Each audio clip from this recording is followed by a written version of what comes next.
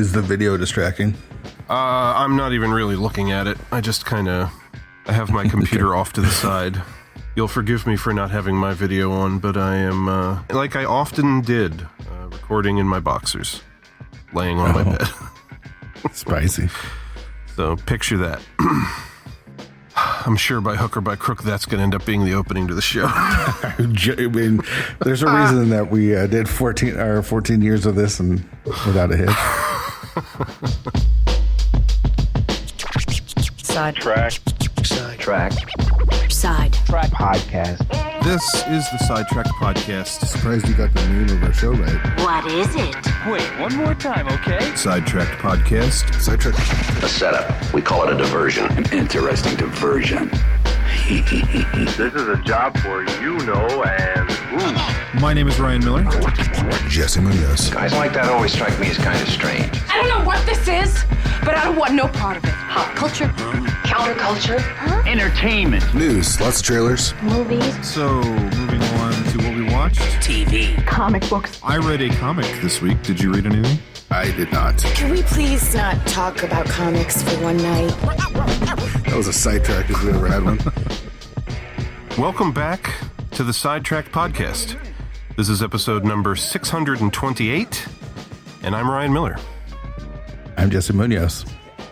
Sorry for the delay, everybody. We had a little bit of a technical malfunction, and, 6 months later, here we are. We're back. Back weekly. Just kidding. Yeah. We are not back weekly. This is something special. I'm a little surprised we're back at all, but here we are. You know what? I miss talking to you. We've talked a bit in place of the podcast, but not having like a set schedule to do it means, a couple Wednesdays go by and we haven't chatted in a while. Yeah, that's the thing is like, we always said all those years that, we didn't have that many listeners or whatever, but like the main reason we did it was for us so that we had a chance to catch up and, we've tried, but true to form, we didn't have a podcast we had to record anymore. We don't talk that often. Mostly texting about what's going on in the movies that we're currently watching. Yeah, mostly just the text thread between you, me, and Doug. Inevitably, two of us ganging up on the third one about something in different patterns. Yep, it's usually me, right? Like I'm out of the Star Wars loop completely now. I just don't want anything to do with anything Star Wars. So I got to be honest. I feel like it's usually one of you two. Somehow, someone always seems to side with me. Is what it feels like. Yeah, that is true. That is true. You're the common denominator. Which means that I'm usually right. Right. I mean, of course. Of course. So how's the last 6 months been? It's been good. It's been really, really good. I started seeing a counselor a while back and my mental health is so much better. I started a new podcast without you. And that's been going really, really well. Like the reception, it actually has listeners. So that's because it has a focus, cool. Unlike ours. That's true. That is true. Then again, the podcast Triple Threat Theater that I do with Dax, that has a focus, and we have no listeners. So sure. I guess in that regard, I am the problem because I'm a part of this show and that show, and neither of them are successful in the least. So that's true. But I don't know. Things have been going really well. Jenny got a new job. She finished school and is now has our master's and got a job at the school that she wanted, teaching the class that she wanted. So that's pretty awesome. I take it she's going to be starting up here, in like a month or so, or... I mean, she's already today she went in and started setting up her classroom already. So sure. But as far as actually, this is going to be her first year, right? Mm-hmm. Yeah. In 2 weeks, I think, is when they start. Kindergarten was what she teaches. They start a little bit earlier. The kindergartners come in before everyone else just to get acclimated to the school and what it's like to be in school and all that stuff. So they're there before everyone else. So Jenny starts a little bit earlier, but she's super excited and it's pretty awesome. I'm really excited for her. That's She's cool. worked her butt off. God only knows like how fucking long she's been working towards that. I know she has. Last 2 years she's been working on her master's, and then she's been a para the last 6 or something. So you and I talked about this before, but I still can't believe like all the stuff that she's gone through and all the tests that she takes and all the studying and everything that she's done. Like I was expecting you when I first asked you to be like, oh yeah, she's going to be teaching like 5th grade or something. Like that amount of work to teach kindergarten, it just knocks my socks off. Yeah. They just see it as elementary, whether it's kindergarten or 5th. So it's all the same to the testing people. So. Yeah, well, more power to them. But congratulations, Jenny. Yeah, for sure. I'm super excited for her. And then me and the kids have been playing video games together a lot more. Like they're at the age now where they're like super into video games. And I mean, Anderson always was, but the girls are getting into stuff more than just Animal Crossing. And Fall Guys recently came out as a free-to-play game. It's been out for years, but it's now free to play, and it's on the Epic Game Store, like Fortnite. And the 4 of us together have been playing a ton of Fall Guys, and that's been a lot of fun. So nice. We just pulled out the old Xbox 360 today and set up Rock Band. Yeah.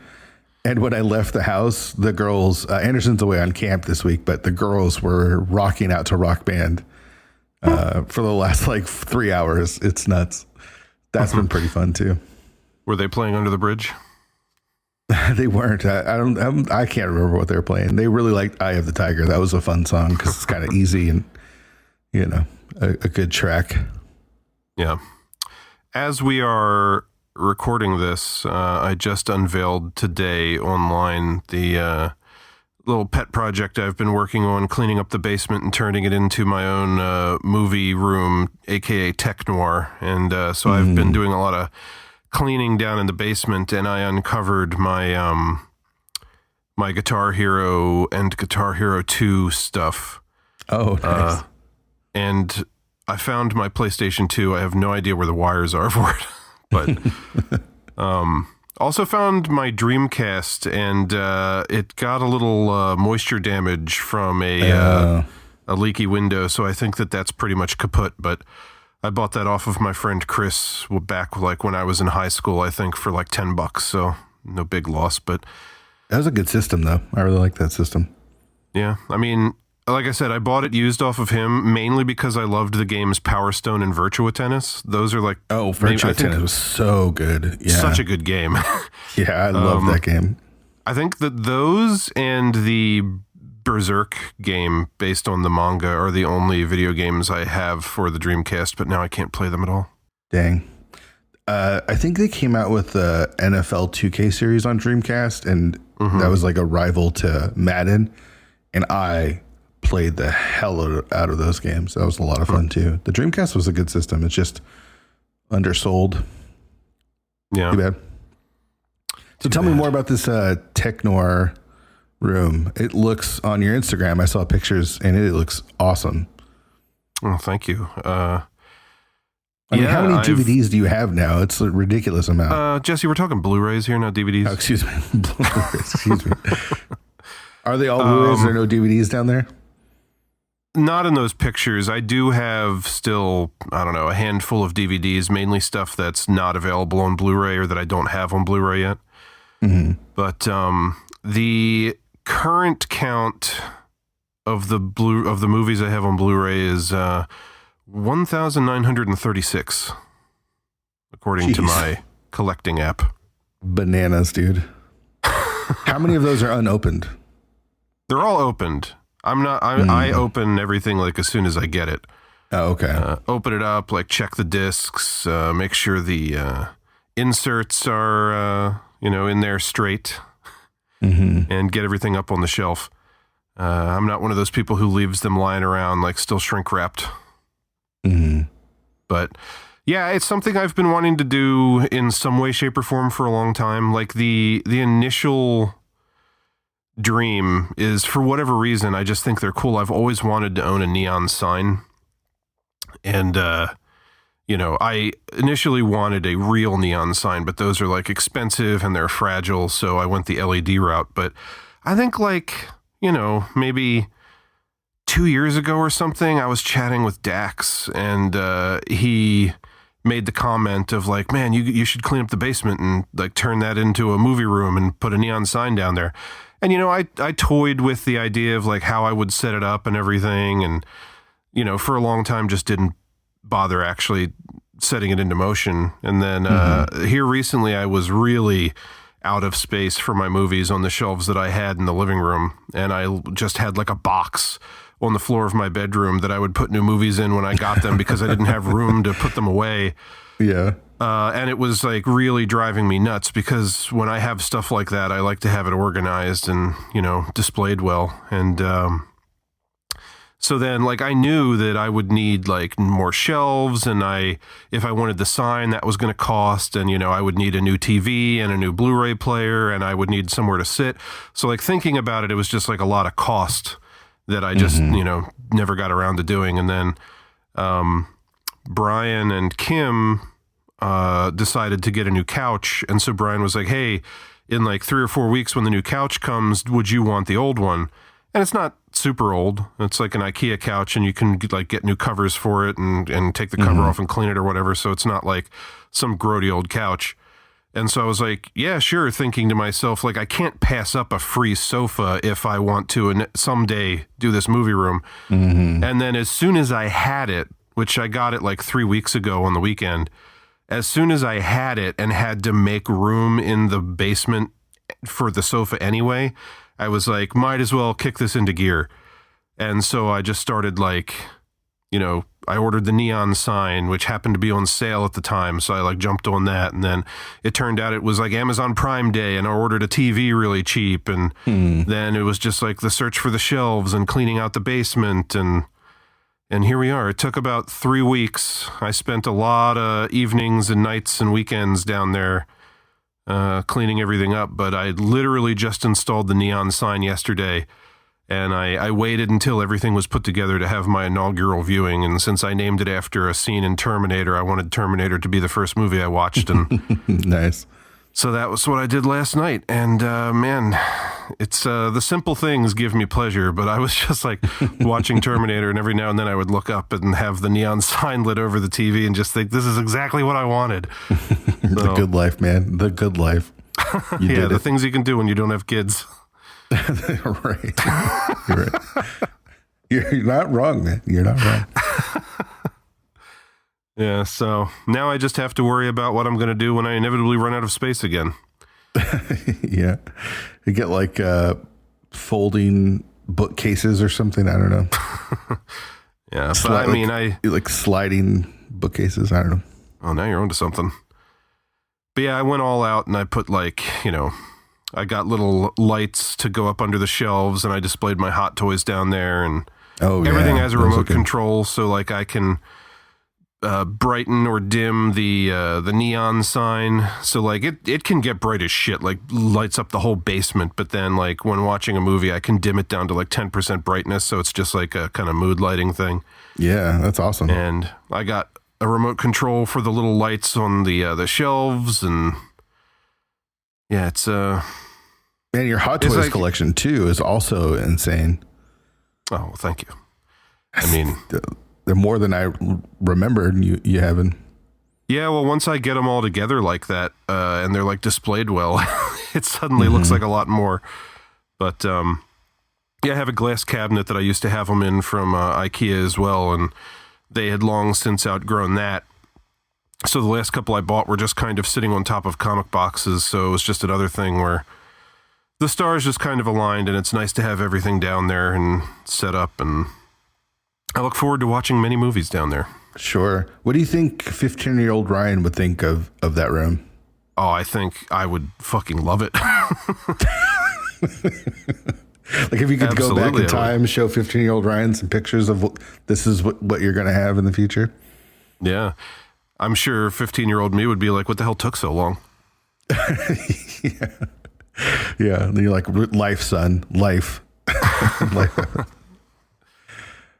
Oh, boy. All right. Why are we here? So that's just like why a little little tiny baby dream come true. So yeah, for sure. Why are we back recording? Because you texted me and asked if I wanted to. I said, "What's the occasion?" That's all it takes, man. I just miss doing it for sure. I like, it's only been 6 months, but we did this for 14 years. And it was, when we obviously talked about this when we ended the show. It felt good to end the show and not have to do it every week. But I missed doing it. And did you spend any of the last 6 months wondering who would crack first and want to go back and do it again? I didn't, because I honestly didn't think I was going to want to do it again. Like when I was done, I was ready for the show to be done, mm-hmm. And I wasn't in the mindset of like, oh, I can't wait. Well, maybe someday we'll do it again, but I wasn't thinking 6 months later we would do it, but. I'll admit there were times where I was like a movie would come out or something, and you and Doug and I would be texting about it, and I would be thinking to myself like, any day now Jesse's going to text and ask if I wanted to do a sidetracked. I would honestly think that. Yeah, the first itch I got was Everything, Everywhere. Mm-hmm. That movie was because I watched it and it changed my life. For the better. And I was like, I have nowhere to like talk about it. Like, where am I because I'm not like on Twitter and I'm not going to post anything on Instagram. And I started doing reviews on Letterboxd earlier in the year, but I don't know. I'm not really one to write reviews. Yeah, it fell by the wayside pretty quick, unfortunately. Yeah. But the podcast was always where I could, talk to you and geek out about it. So you're like, I don't feel writing reviews for Letterboxd. Let's just record a podcast. For sure. It's so much more fun to do it that way. I don't know. Also, we're writing the review. It's just me like sitting down and putting down my thoughts. Whereas on the podcast, it's a little, back and forth about it. And, but that was a couple months ago, I think, at this point. I can't remember when it came out. And then I started doing this new podcast. And I kind of... Why don't you tell people about that? Because you mentioned it, and I'm sure a couple people, if any of our 12 listeners came back, I'm sure that at least half or not more, if not more of them, don't even know what you're talking about. Okay, so I have a new podcast called 216, a Link to the Past Randomizer podcast, hosted by Fear Agent. That's me. So Link to the Past Randomizer is the game that I race and play and have been involved in with the past 4.5 years or so, pretty deeply. Like, I raced a lot, and I created a league and did a whole bunch of different stuff. And having done podcasts for 14 years and then stopping, I kind of missed doing podcasts. So I figured I would do it kind of like how I wanted to do it. And, did it. So it's an interview show. I interview people in the Link to the Past Randomizer podcast community. Which to somebody on the outside surely sounds incredibly niche. But as I think we've already hinted at, is definitely much more popular than anything I've ever done. Yeah. I mean, the community is pretty big. I mean, it's all relative. Like, what does big mean? It's a smaller game compared to like some of the AAA games on Twitch. But, like the main tournament just wrapped up and, there's like 1,000 people watching it on speed gaming consistently. So, it's not nothing. So it is a small community, but it's still bigger than whatever we had in Sidetracked. Anyway, so I just every week I find someone to interview, and I've broken it up into seasons. So I just wrapped up season 1, which was 13 episodes. And it's not really about Link to the Past Randomizer. Like, I feel like if you are someone that grew up in our generation that likes video games, you could probably listen to the show and find it, hopefully entertaining. Like, my brother just listened to the show. I just told him about it because I actually saw my brother this last weekend, and he was like, still pissed that we ended Sidetrack. And I was like, well, I have another show. He's like, you do? And yeah, it's 216. I explained what it was. And he listened to all 13 episodes in the last 3 days. And he told me it was really good. And he knows nothing about Link to the Past Randomizer. So that was kind of a litmus test, really, of... He needs to learn to pace himself. Now that we're not doing Sidetracked all the time, I mean, if you're doing it in seasons, who's to say that there's going to be any other episodes anytime soon? He just ran through them all in 3 days. There is going to be a season 2. I've already booked all of the guests for season 2. And it'll be back in a couple of weeks. But yeah, so it's 216 Pod is the website, and people can join the Discord from there. And we have like a pretty lively Discord with conversations going on about the episodes. It's really fun. And I'm having a blast doing it. So, right on. Yeah. And Dax and I still talk about random movies on another podcast that nobody listens to. So, there's that. I listen to Triple Threat. I've really enjoyed Triple Threat. The newest one just came out. You've become one of the people that listened to Sidetracked and enjoyed it, but we're one of 12 people. That's true. But I do comment when I can on the posts and stuff, try to guess the movies that are coming out and things like that. So I try to be involved because I know what it's like to have a show and have no one interact, right? Like, so. You know what it's like to shout into the void? Totally. What's the website for Triple Threat? Is there a website for it? There's no website. It's on SoundCloud, so you can look for it there. We're on Instagram. You know, you can find it on Apple Podcasts. You were always like the behind the scenes, like tech person, like signing us up for things and all that stuff. So it's really just in the two places that we figured out how to get it on.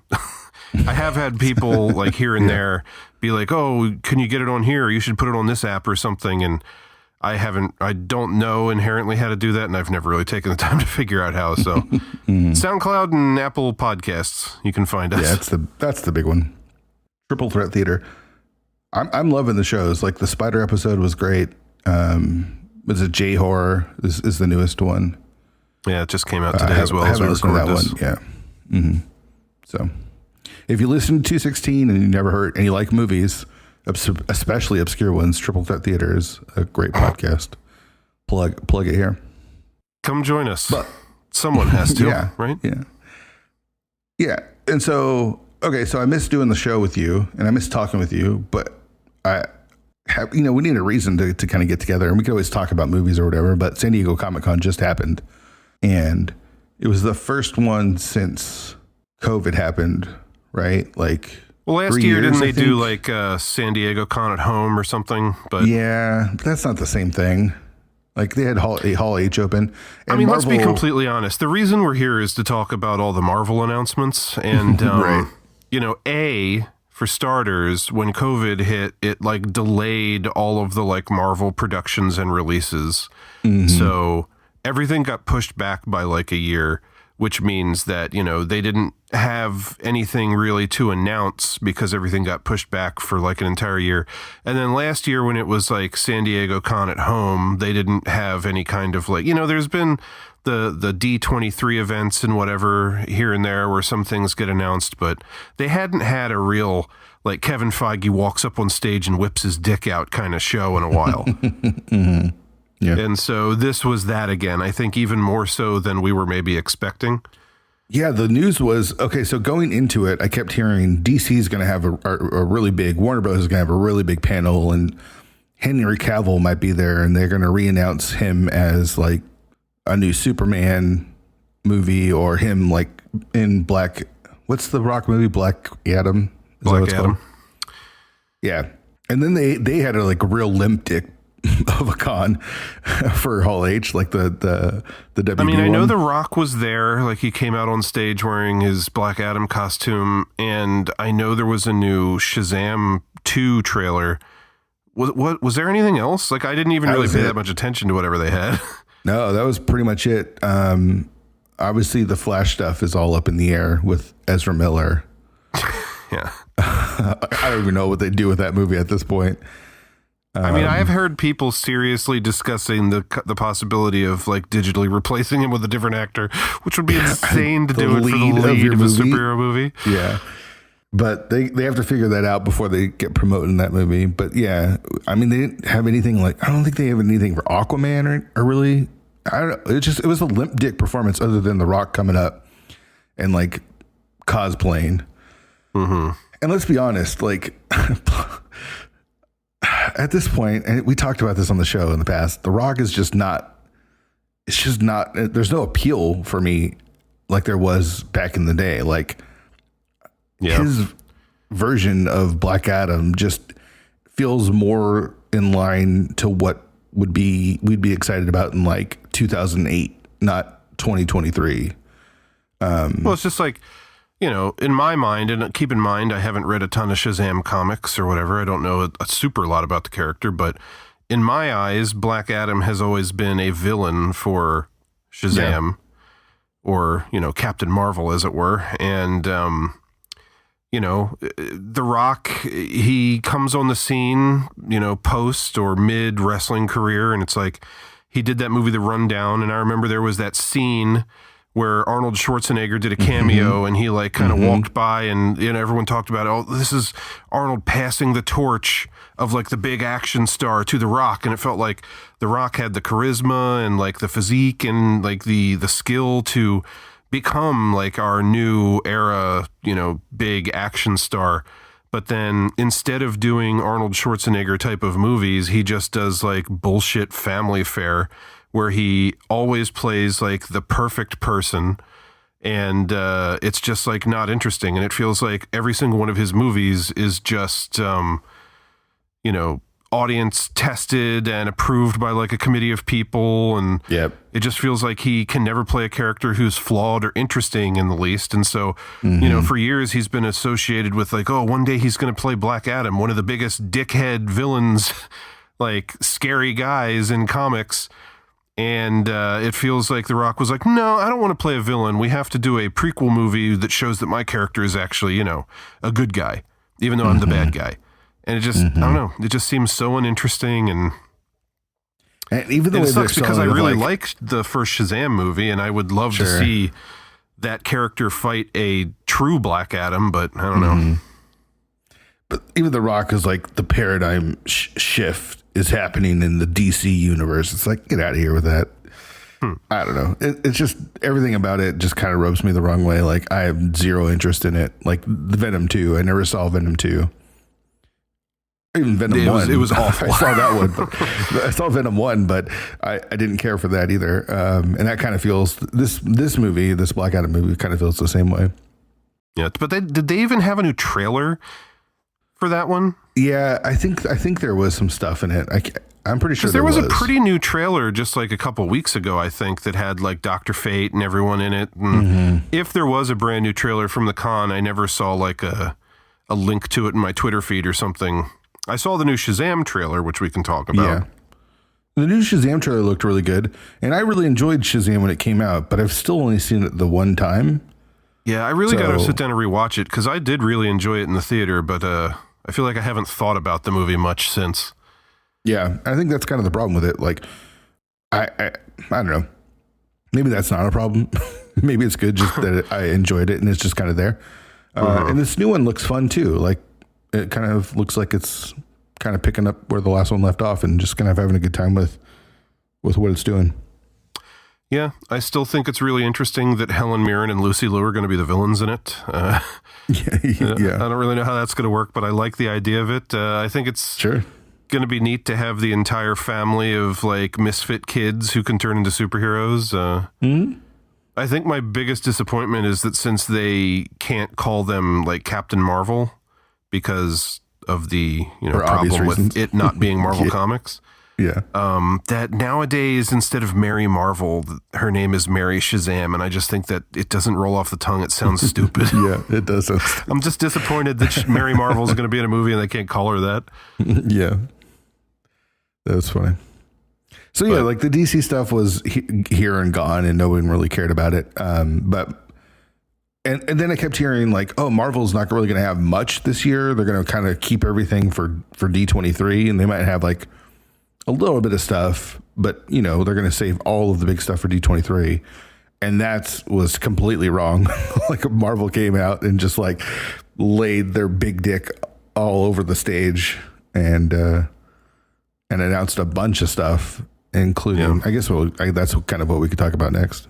Well, let's talk about the 2 trailers we got to see, and then we can get into the lineup for the next 3 years or whatever. Mm-hmm. So we saw a trailer for She-Hulk, some weeks or months ago, and I thought it looked pretty good. I did think the CG looked kind of bad, but we got a new trailer for She-Hulk Attorney at Law at the con, and I personally think it looked way better, and I'm loving the tone of it. Yeah, totally.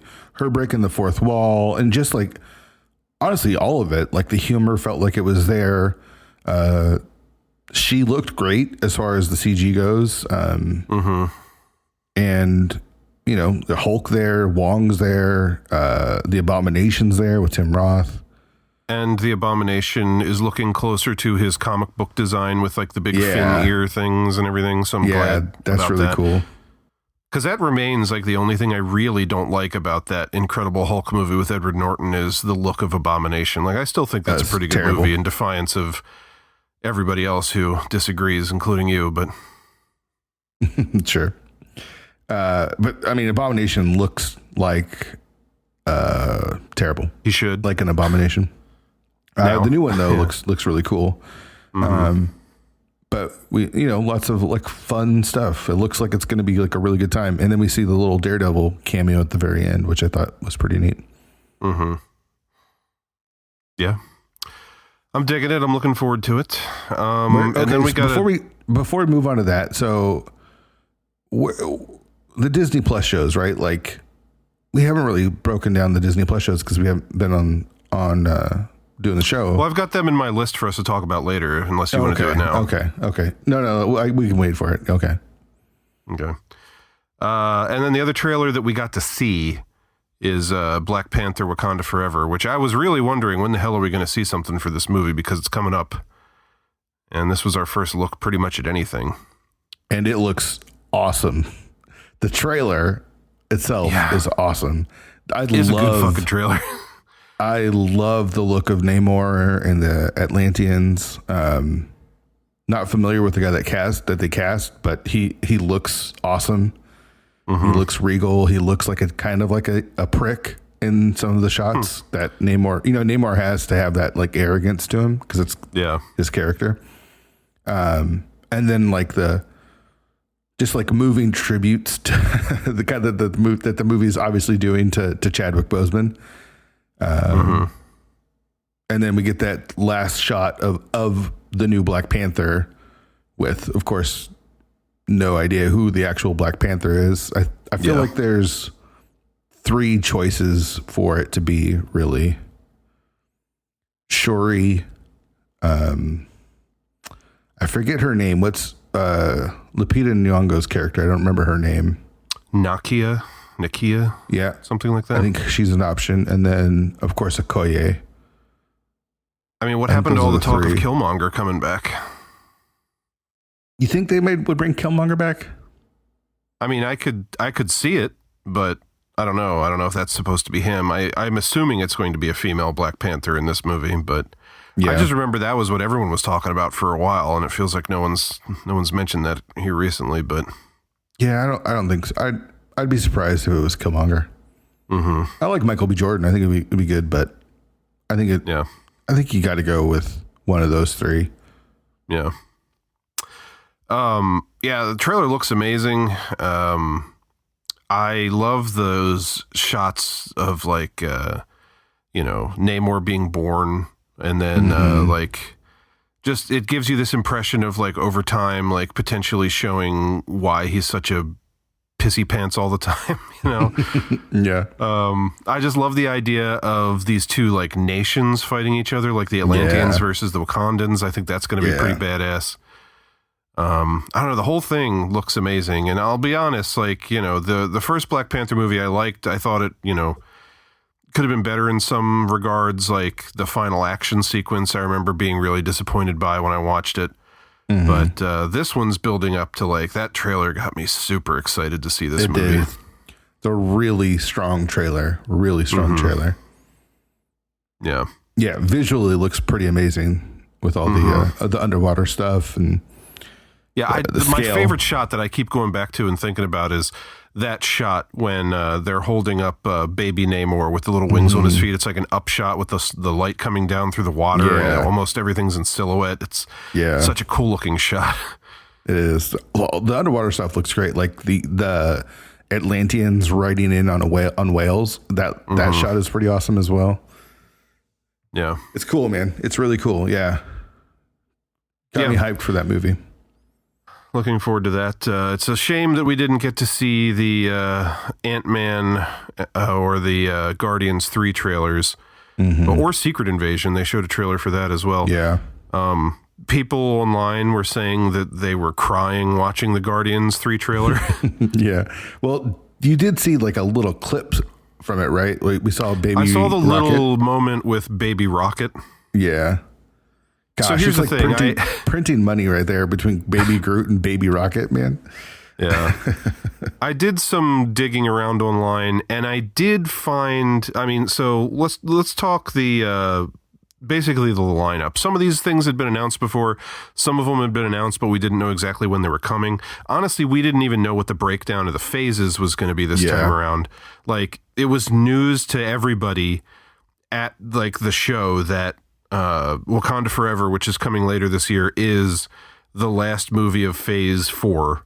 And that the first movie of Phase 5 is going to be Ant-Man and the Wasp: Quantumania next year on February 17th. And then the crazy thing to me was that they went even further and were like, oh yeah, Phase 6, here's some information about that, which we'll get to. But when I first saw the Phase 6 stuff, I thought that was like a internet prank because, like when stuff is coming out as it's happening, people are sharing information like super quick, and it feels like some of it, you come across it where it's like, oh, this is not real. And that's what I thought when they did the Phase 6 thing. And in just the days after, it's like everybody decided to turn like Kevin Feige standing on the stage in front of a giant wall saying like what's coming up into a meme where like people were changing what was on the sign and being like, oh man, I can't wait to see this. And it'd be like a bunch of jokey bullshit. Yeah. So you really never know. But February 17th, 2023, beginning of Phase 5, Ant-Man and the Wasp: Quantumania. We've known this was coming for a while. They did show a trailer for it. We didn't get to see it. I did track down, like, you and I think you coined the term, at least as far as I'm aware of. I don't know where you got it from. Butt cam, for when somebody records on their phone something like up on a screen at like a preview screening or something like that. And we've seen some rough butt cam before. This is probably the worst butt cam video I've ever watched. Like, it's impossible to tell what's going on. Like, 3/4 of the frame is just like the ceiling, and it's like at an angle, and there's something sticking in front of the screen, and you're only seeing like a little bit.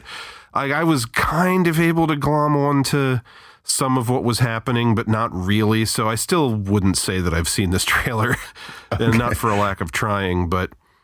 the thing that I thought was interesting is people came out of the show saying they were surprised that there was no humor in the Ant-Man trailer. Apparently it's played pretty serious. To be clear, I did not come up with the phrase butt cam. I just got it from the internet somewhere. So you were the first place I ever heard it then, because I've always thought of that as a Jesseism. MODOK. MODOK's going to be in the movie. That's crazy. Going to be something. I just hope it's not Patton Oswalt. He's in enough fucking nerdy stuff. He's already in the MCU twice over, in a manner of speaking. So, right. And then, I always felt like, they announced Jonathan Majors, who you and I both love, think is an awesome actor, as Kang. And it felt kind of like a throwaway for him to be the main villain of an Ant-Man movie. You know what I mean? Like, it felt like, oh, this guy could be more than that. Turns out we weren't wrong. Yeah. Turns out that it sounds like he might kind of sort of be the Thanos of this phase. Yeah. But, or this, not this phase, but this saga, the multiverse saga, which is what they're calling this phases 4, 5, and 6.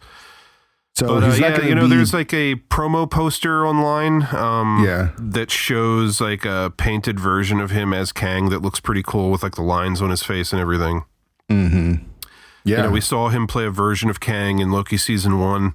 I was excited to see him, but I wasn't a big fan of that version of Kang. So I'm looking forward to him playing potentially like a more serious or, just a different version of the character. Yeah.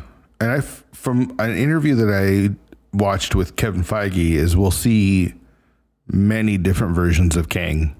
Yeah, that makes sense considering him and the multiverse and everything. Mm-hmm. Yeah. But like, yeah, the one thing that I kind of gathered was there's like a moment at the end of the Ant-Man trailer where like Scott comes face to face with Kang, and Kang says to him something along the lines of, "Have I killed you before?" Like insinuating he's potentially going around the multiverse like wreaking havoc, and you know, a superhero is so beneath him that he doesn't even remember if he's murdered them before. Nice. Or a different version of them, but yeah, I'm excited for Jonathan Majors as Kang, and like I liked him in the Loki role, but to see him as like the Kang Proper that Kang. we think of in the comics with like the helmet and stuff or whatever they're going to do, that'd be cool. Yep, down for that. So this doesn't have an exact date, but there was again a trailer for this that we didn't get to see. Spring 2023. We've got the Secret Invasion show. From everything I hear, it is going to be a leading role for Sam Jackson for a change. Nice. I believe Maria Hill's going to be in it. I'm not sure exactly who all else, but Ben Mendelsohn, obviously. Oh yeah. Emily Clark, I think, is in it. Oh yeah, she's playing a Skrull too, isn't she? Amelia Clark, Daenerys. That's what we're thinking. I mean, why else would you cast her? It's got to be a Skrull. She could play just about anybody, but sure. It's true. But I mean, in a Secret Invasion movie, right? You got to have lots of Skrulls, and she's a pretty big name, so I imagine she'll be a Skrull.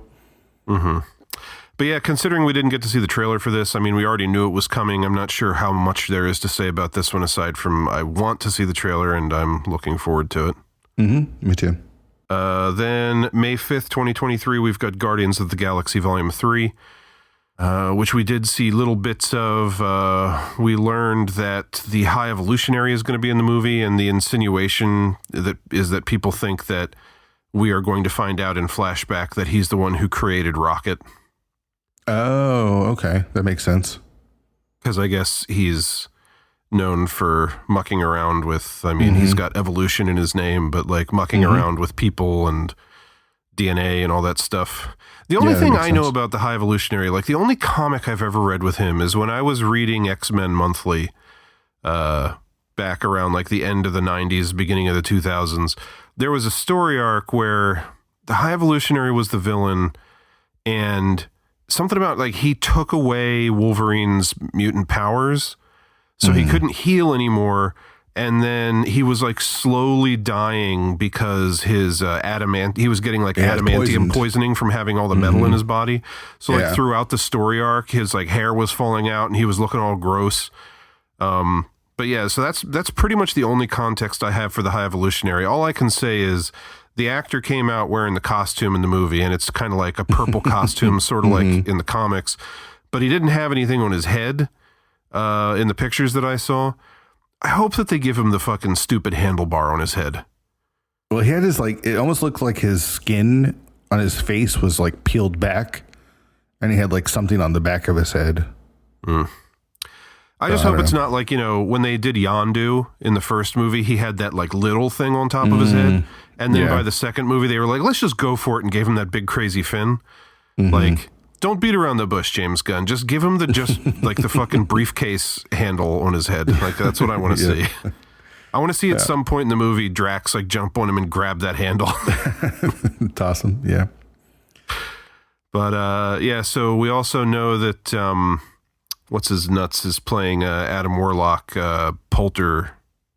Will Poulter is playing Adam Warlock. Dude got yoked. Yeah, he's big. He's huge, man. Like, because the only thing I've actually seen him in was the like one Lion, Witch, and the Wardrobe movie that he did, and he was like a kid back then. And so I haven't really seen him in anything else recently. And then when he walked on stage with his giant guns, just not even having to flex, just these huge muscles, I was like, whoa, homeboy is huge. Mainly I know him from the Maze Runner movies, which I had a weird fascination with for a little while there when they were coming out. Oh, right. He's kind of like an anti-hero in those. He's like a dick to the main character, but he's also not really a bad guy kind of thing. I mean, he's got a very punchable face, I feel. But very punchable face, which I think is kind of perfect for Adam Warlock. See, now Adam Warlock is a character I don't think I've ever read a comic that he's in. So. Yeah, I've read a couple of comics with Adam Warlock, and he just comes off as like, you kind of just want to punch him in the face. So I think this is a really good casting. Yeah. This is another one where I did a little digging and I never found like a full trailer, but I found like little snippets, and apparently so Gamora died, but then they ended up with the Gamora from another 2014. Yeah, like another time in the modern time. So it's like she's out there. Apparently she has joined the Ravagers now by the time this movie happens. Leading them. Yeah, she's leading the Ravagers. Okay. Yeah. So yeah, again, like we knew this was coming. Don't know a ton about it. Obviously looking forward to it. Can't wait to find out what's on the soundtrack. Yeah, all filmed. It's... they finished filming not super long ago. Yeah, and it's the final, the James Gunn finale of the Guardians. Like those characters, some of them might continue on past this, but I don't think James Gunn's going to be involved. And what's his name? Batista says he's, done. Mm-hmm. But I could see people like Chris Pratt or Karen Gillan, Zoe Saldana. Something tells me it's not going to be like, 3 Guardians of the Galaxy movies, now we never see any of them again. Yeah. I'd find that hard to believe. I imagine we'll see some of the characters come back, or maybe even a new version of the Guardians or something. Yeah. Post James Gunn. Mm-hmm. Yeah. Not to say that he couldn't come back and do something else, but I think he's kind of like wrapped up what he wants to do with this version of the Guardians. So yeah, it feels like he pretty much can do whatever the hell he wants at this point. So maybe there's some other things he wants to do. Yeah. Next up, summer 2023, we have the Echo series. Again, we knew this was coming. They didn't really give us any new information. We know who the character is because we've seen her on the Hawkeye show. Yep. I will watch it. I can't say I'm terribly excited for it, but, maybe when we see something else for it and get an idea of what the show's actually about or who's in it, aside from her. Also, summer 2023, Loki season 2. I still, at this point, feel like of all the Disney Plus Marvel shows, Loki is like the gold standard for me so far. Like, it's been my favorite one. Yeah. Don't know where they're going to go in season 2, but definitely curious to find out. Yeah, excited for that cast to come back too, because I really liked Owen Wilson in the role that he played. So Mobius. His relationship with Loki too, even though I guess we'll probably see a variant of that one. I don't know. Yeah, who the hell knows? I cannot speculate. But yeah, again, didn't really find out anything new, just kind of when it's coming. Then we've got July 28th, 2023, we have The Marvels.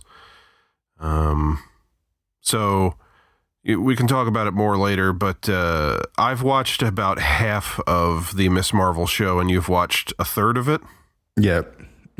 Neither of us are huge fans, but, she's going to be joining Captain Marvel, and then presumably Photon or whatever Rambo ends up being called is going to be in there too. I'm not even sure who's directing this one. I don't think it's the people who did the first one. No, it's not. It's new people. I mean, it's another case where I don't really know where it's going, but I'll be curious to see it. Yeah. Yeah, I think they're shooting it soon, like real soon. Mm-hmm. Which would make sense because it's coming out next summer, so. Yeah. Then jumping ahead to November 3rd, this one I'm dying to find out more about is Blade. Yeah, which we heard 3 years ago was announced, but kind of got lost in the shuffle with COVID and everything else. So still. But there was a rumor if Marshall Ali's in it, fucking sign me up. Yeah, there was a rumor that he wasn't in it anymore, but that's not true. So yeah, I think that came from what's his name from the Fast and the Furious movies had like done like an Instagram video and been like, I want to play Blade or something. And people were like, what? Is right. Marshall Ali not doing it? Yeah. No, Marshall Ali is going to be awesome. Yeah, he's perfect. Yeah, he's going to be awesome. And then I hope that the end of the Eternals film insinuates, that Black Knight might be like a supporting character in the movie, find out a little bit more about him and see what's up with that character. That'd be cool. Because, I now have a desire to see them do that character well ever since I read that Avengers hardcover last year. Yeah, since you became Black Knight's biggest fan. Yeah. So, definitely curious to see what's up with that.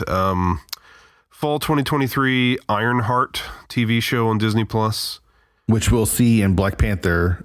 We actually see a couple shots of her in the Black Panther trailer. So she's being played by Dominique Thorne. She's being introduced in that movie, and then she's getting her own show.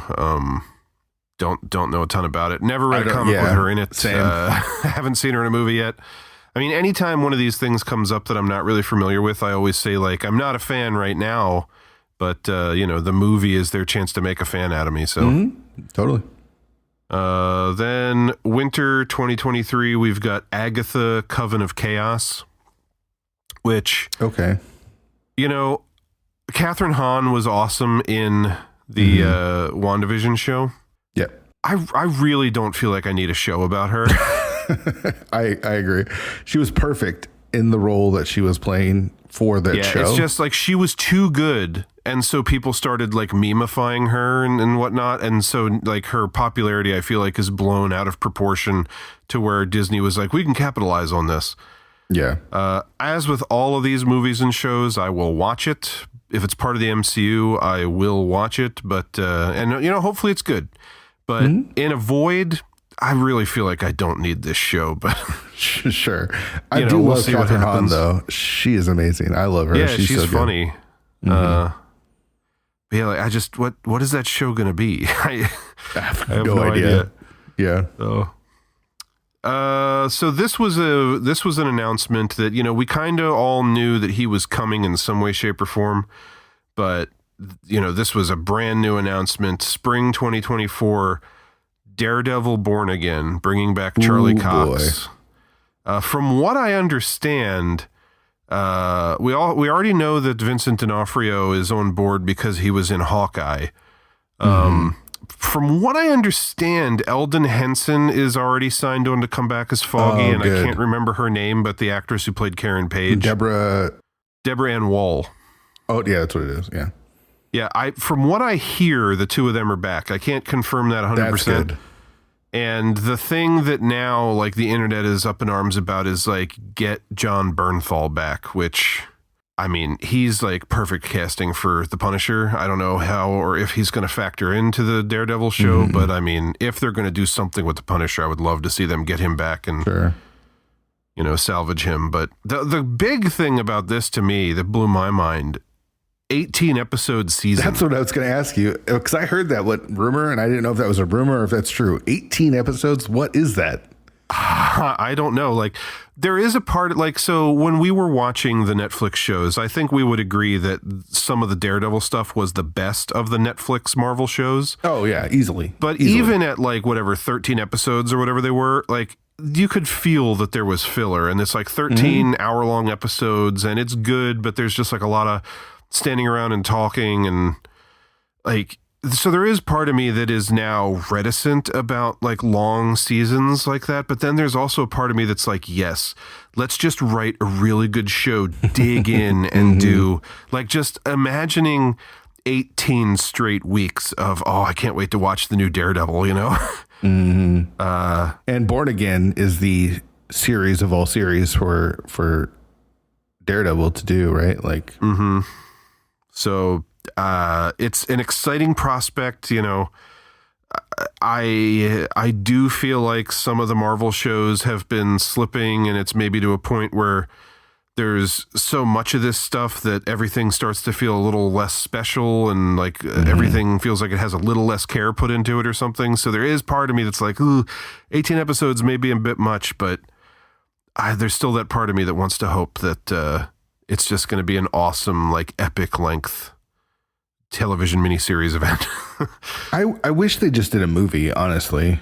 I wish Daredevil Born Again was a film.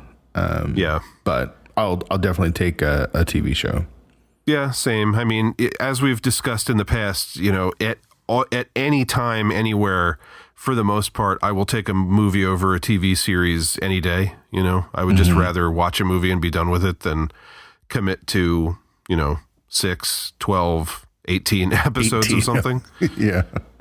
But again, there is a part of me that's like, if it's good, if it's compelling, I would be down to just for 18 straight weeks, watch one, talk about it with people at the comic store, text with you and Doug about it, and then wait for the next one. And so, I mean, that's the thing. Sure, if anything's good, of course you'll want more of it. But 18 episodes is a lot to fill. I mean, especially if they're 45 minutes long. I'm hoping that just means that they've got a plan and feel like that it needs that much breathing room. That's my hope, but yeah, we won't know until spring 2024. Yeah. Got time. Yeah. This we kind of sort of knew in some way, shape, or form it was coming, but this was an official first time announcement. May 3rd, 2024, Captain America New World Order. Hell yeah. So obviously, presumably, Sam, Captain America that we saw at the end of Falcon and Winter Soldier. Yep. All I can say is I really like him, and I really like that costume.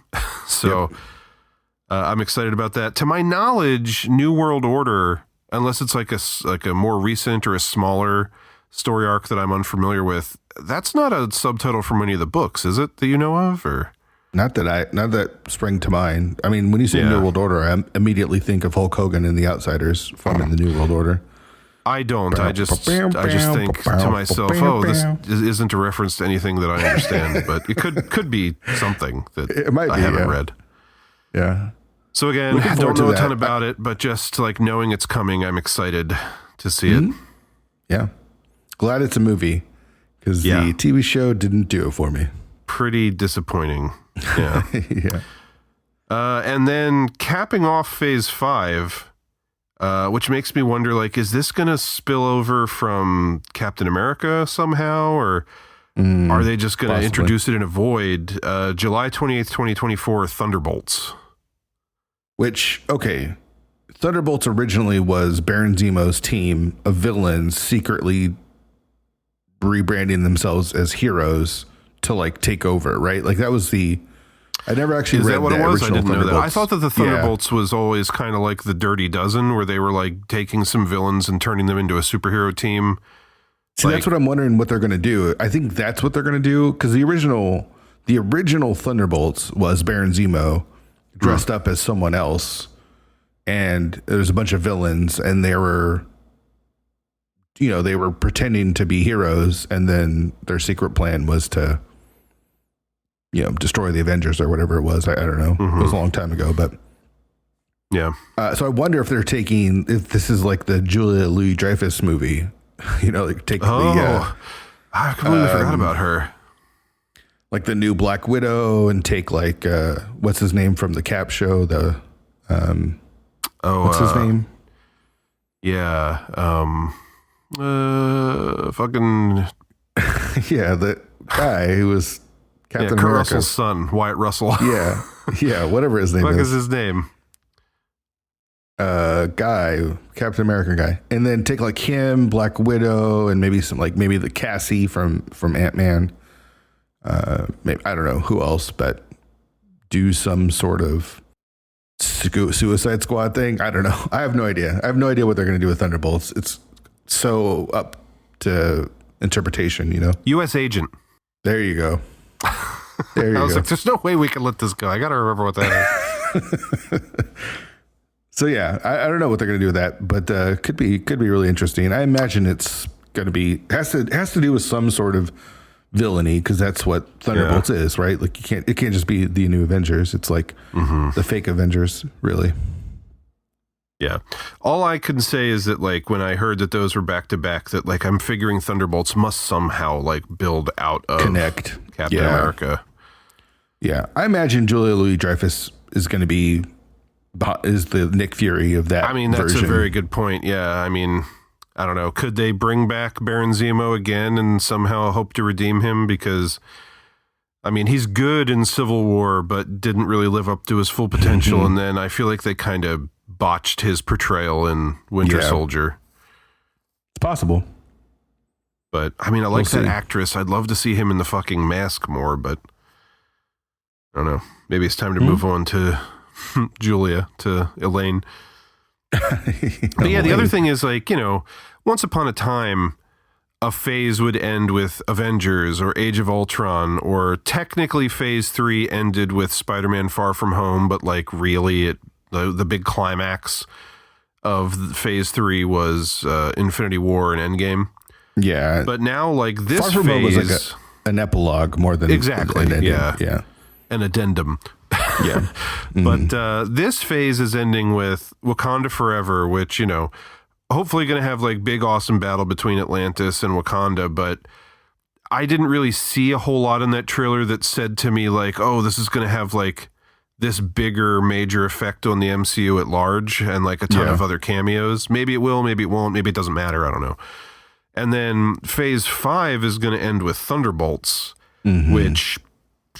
I mean, is that going to kind of be like an Avengers movie where like the Thunderbolts are a team of villains and then like some assembly of Avengers characters are going to have to come together to fight them, even though it's not going to be subtitled Avengers, like Thunderbolts? Or I don't know if the Thunderbolts are going to turn out to be the heroes, right? Like that's what I feel like. I feel like they're going to try to take villains and make them heroes more so than take villains and create a new Avengers. I don't know. Lots of questions. I don't know. A lot up in the air there about that one, but it's just weird to think that like Thunderbolts of all things is going to be the end of a phase.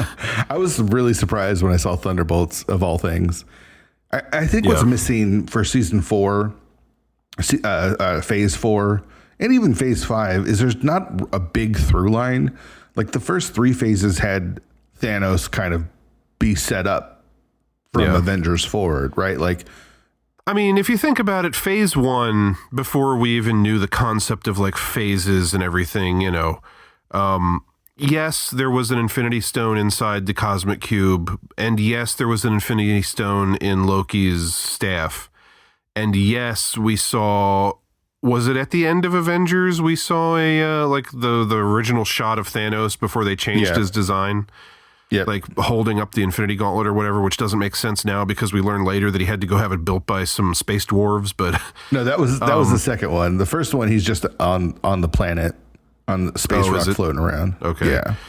But like the first phase, like there were no actual Infinity Stones. Like one was in a rock, or one was in a cube, and one was in a staff. So like technically they were there, but like there wasn't much of a through line aside from Sam Jackson showing up and being like Avengers Initiative at the end of every movie. You know, phase 1 is the assembly, right? Like it's phase 1 is get the Avengers together. Yeah, that's phase 1. But then phase 2, like we knew that the Infinity thing was like coming along, but like the movies weren't all super connected. Like it is a little more vague this time in that it's just like, oh, every other or every third movie is going to have something to do with the multiverse. And it's still surprising to me that none of the movies involving the multiverse really feel like they are connected at all. I was really expecting there to be more of a connection between No Way Home and Multiverse of Madness, but then, you know, people come along with their logic and they're like, well, they wouldn't want to show too many connections to Far From Home or No Way Home because Disney doesn't own that one right out, and they couldn't put it on Disney Plus, so they don't want it. They don't want any of their other movies to have to rely on what happens in that one, which makes a lot of sense. But just so far everything that's had to do with the multiverse doesn't feel like any of it's connected in any way. It's just like people all at the same time having disparate adventures with the multiverse. You know. You know what? Also, okay, here's something: is the first 3 phases took B and C list Marvel characters and turned them into A list characters, right? Like Iron Man, Captain America, Thor were always second fiddle to Spider-Man and the X-Men and even the Fantastic Four, in my opinion. I don't even think that's like a hot take.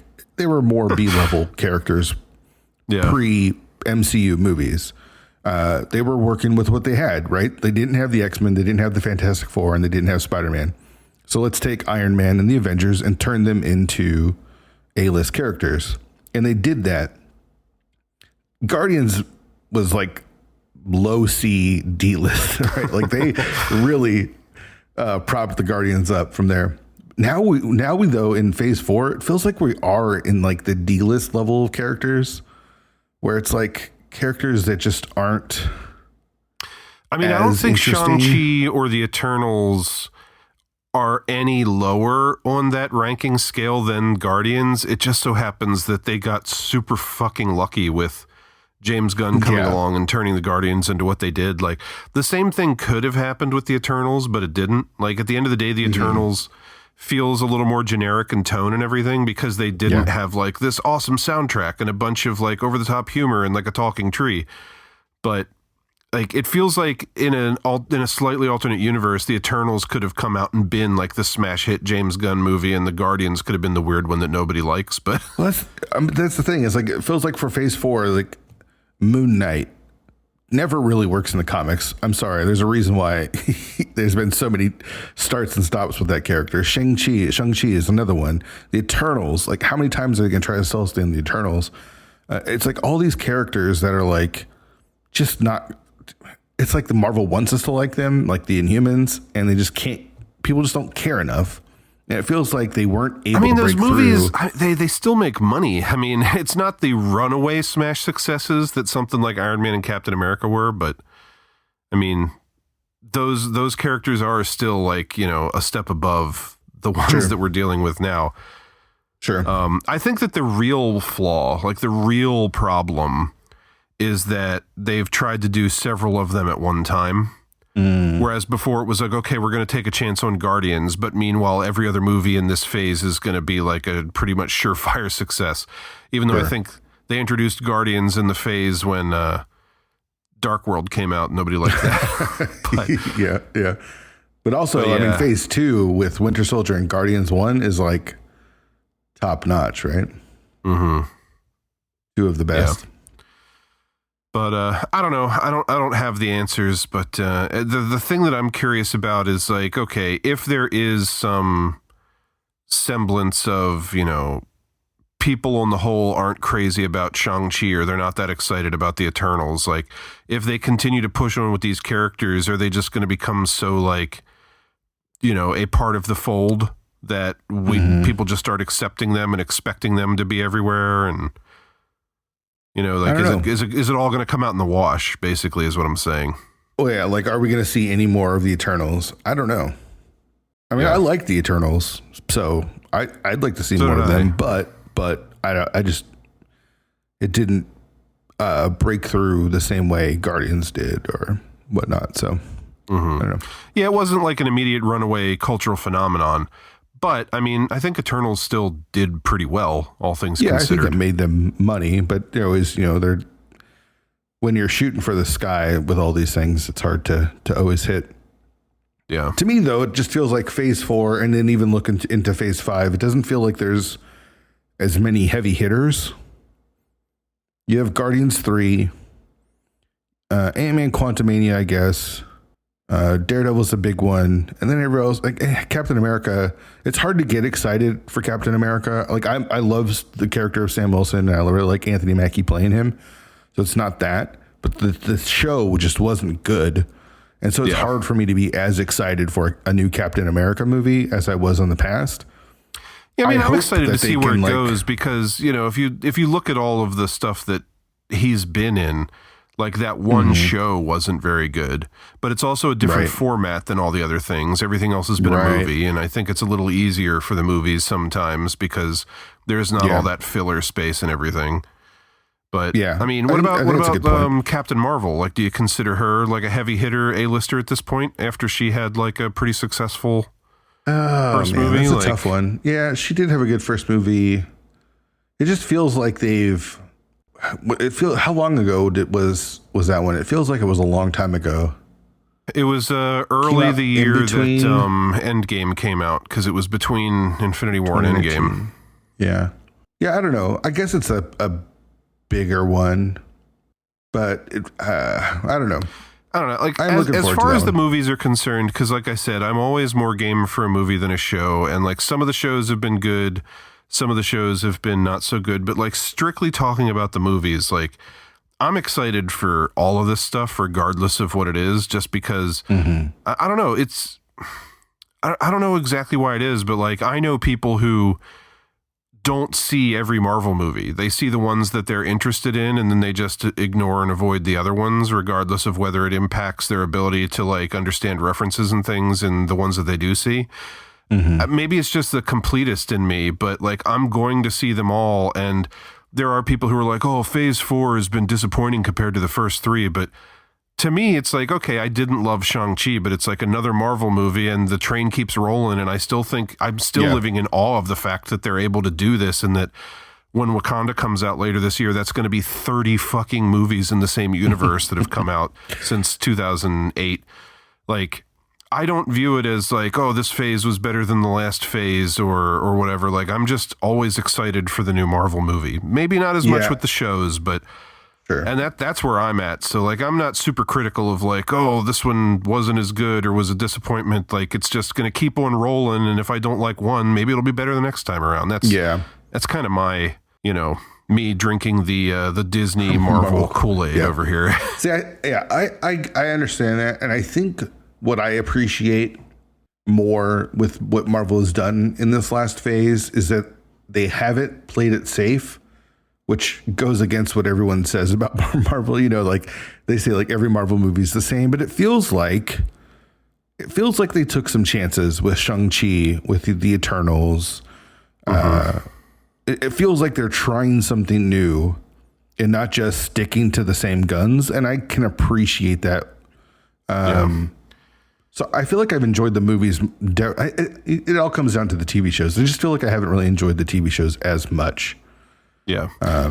I'll agree. But I mean, I'm also less interested in TV shows and wish they were all just movies anyway. But right. The thing that bakes my noodle is like, Guardians comes out and it's like this wild success. And then pretty much all the movies have like a fair amount of humor in them, and they have from the beginning. And then Guardians 2, also really funny. And then along comes Taika Waititi, and he like rejuvenates the Thor franchise, and like across the board, it feels like everybody is a huge fan of Ragnarok. I was like so on that movie.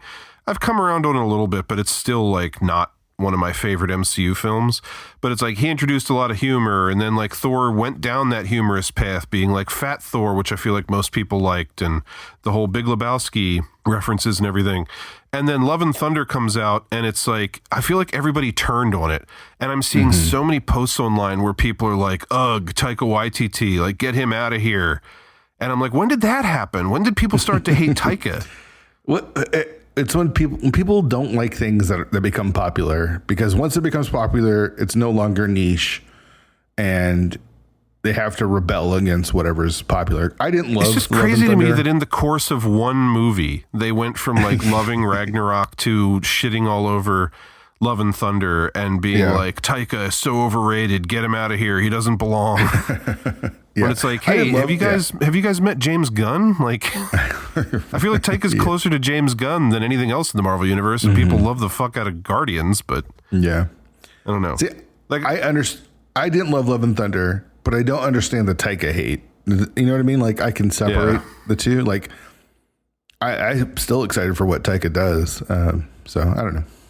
Yeah, I've just been seeing that sentiment around online a lot lately, and it surprises me. But yeah, people are morons, so. That's true. Maybe that's why we never had listenership. You always insult everybody. Yeah. All right, moving into Phase 6. Not a ton to talk about here. I'm going to go ahead and give the dates, even though a lot of these don't have things attached to them. Fall 2024, who knows? November 8th, 2024, Fantastic Four. Oh, there's something before. I thought Fantastic Four was the kickoff of Phase 6. It's not. Yeah, there's something else, but here's the thing. It could be a show, because like before that, we have spring is Daredevil, and then May and July are Captain America and Thunderbolts, and then between July and November, nothing. So I'm guessing it's a show. Okay. I'm guessing that's going to be a series in there. Because if you look at it, we're averaging 3 to 4 MCU movies a year, leaning towards 4. And in 2024, we've already got Captain America, Thunderbolts, and Fantastic Four. So, I mean, there is also... So there's 2 fall 2024 spots with nothing in them. So one could be a movie, one could be a show. They could both be shows. I don't know, but I'm guessing at least one, if not both of those, are TV shows. Okay. But yeah, Fantastic Four, we've known it's coming. The only thing that's like even remotely new that might have happened since we stopped recording Sidetracked regularly is... What's his name? John Watts, the Spider-Man director, has left the project, and instead he's remaking Final Destination or some shit. Oh, really? I thought he was doing Star Wars something. Maybe. I don't remember hearing about that. I remember like thinking, okay, so he started his career with a little horror film with Clown, and then that little thriller with Cop Car, and then said that he like wanted to do like a high school comedy, like coming of age film. And then when Spider-Man fell in his lap, he realized it was his chance to make a big movie and do that at the same time. Then he gets swept up in the Spider-Man franchise, directs 3 of the biggest movies of all time. And then I read that he was going to be taking over like some new take on Final Destination, which said to me like, okay, he's ready to get back to his roots, like something smaller, something horror, non-superhero. Like non-big budget franchise thing, but I don't know. I didn't hear anything Star Wars. Yeah, he's filming something called The Skeleton Crew for Disney Plus, starring Jude Law. That's a Star Wars project. Oh, okay. But yeah, so he's out, and we don't know who's directing it yet, do we? Did you see the Steven Spielberg rumors? What, that he's going to direct Fantastic Four? Yeah. There's rumors. There's a bunch of rumors about the Fantastic Four. Like Steven Spielberg was going to direct, and I can't remember the stars. Oh gosh, I should have looked it up beforehand. But yeah, there was a bunch of rumors like that. No, have not heard that. I don't think that's going to happen. But yeah, the only thing that I'm really thinking is I doubt that John Krasinski plays Mr. Fantastic. No, he's out. That was the. Doctor Strange was Marvel or Kevin Feige giving fans what they wanted and letting us do our own thing. Like, oh, here's John Krasinski as Mr. Fantastic. Enjoy it. And then you guys wanted it. All right, he's gone. All right, let's do our own thing. Yeah. But, don't know a lot about it. Looking forward to it, hoping that they really managed to pull it off this time, unlike all the previous attempts. So, yeah, fingers crossed.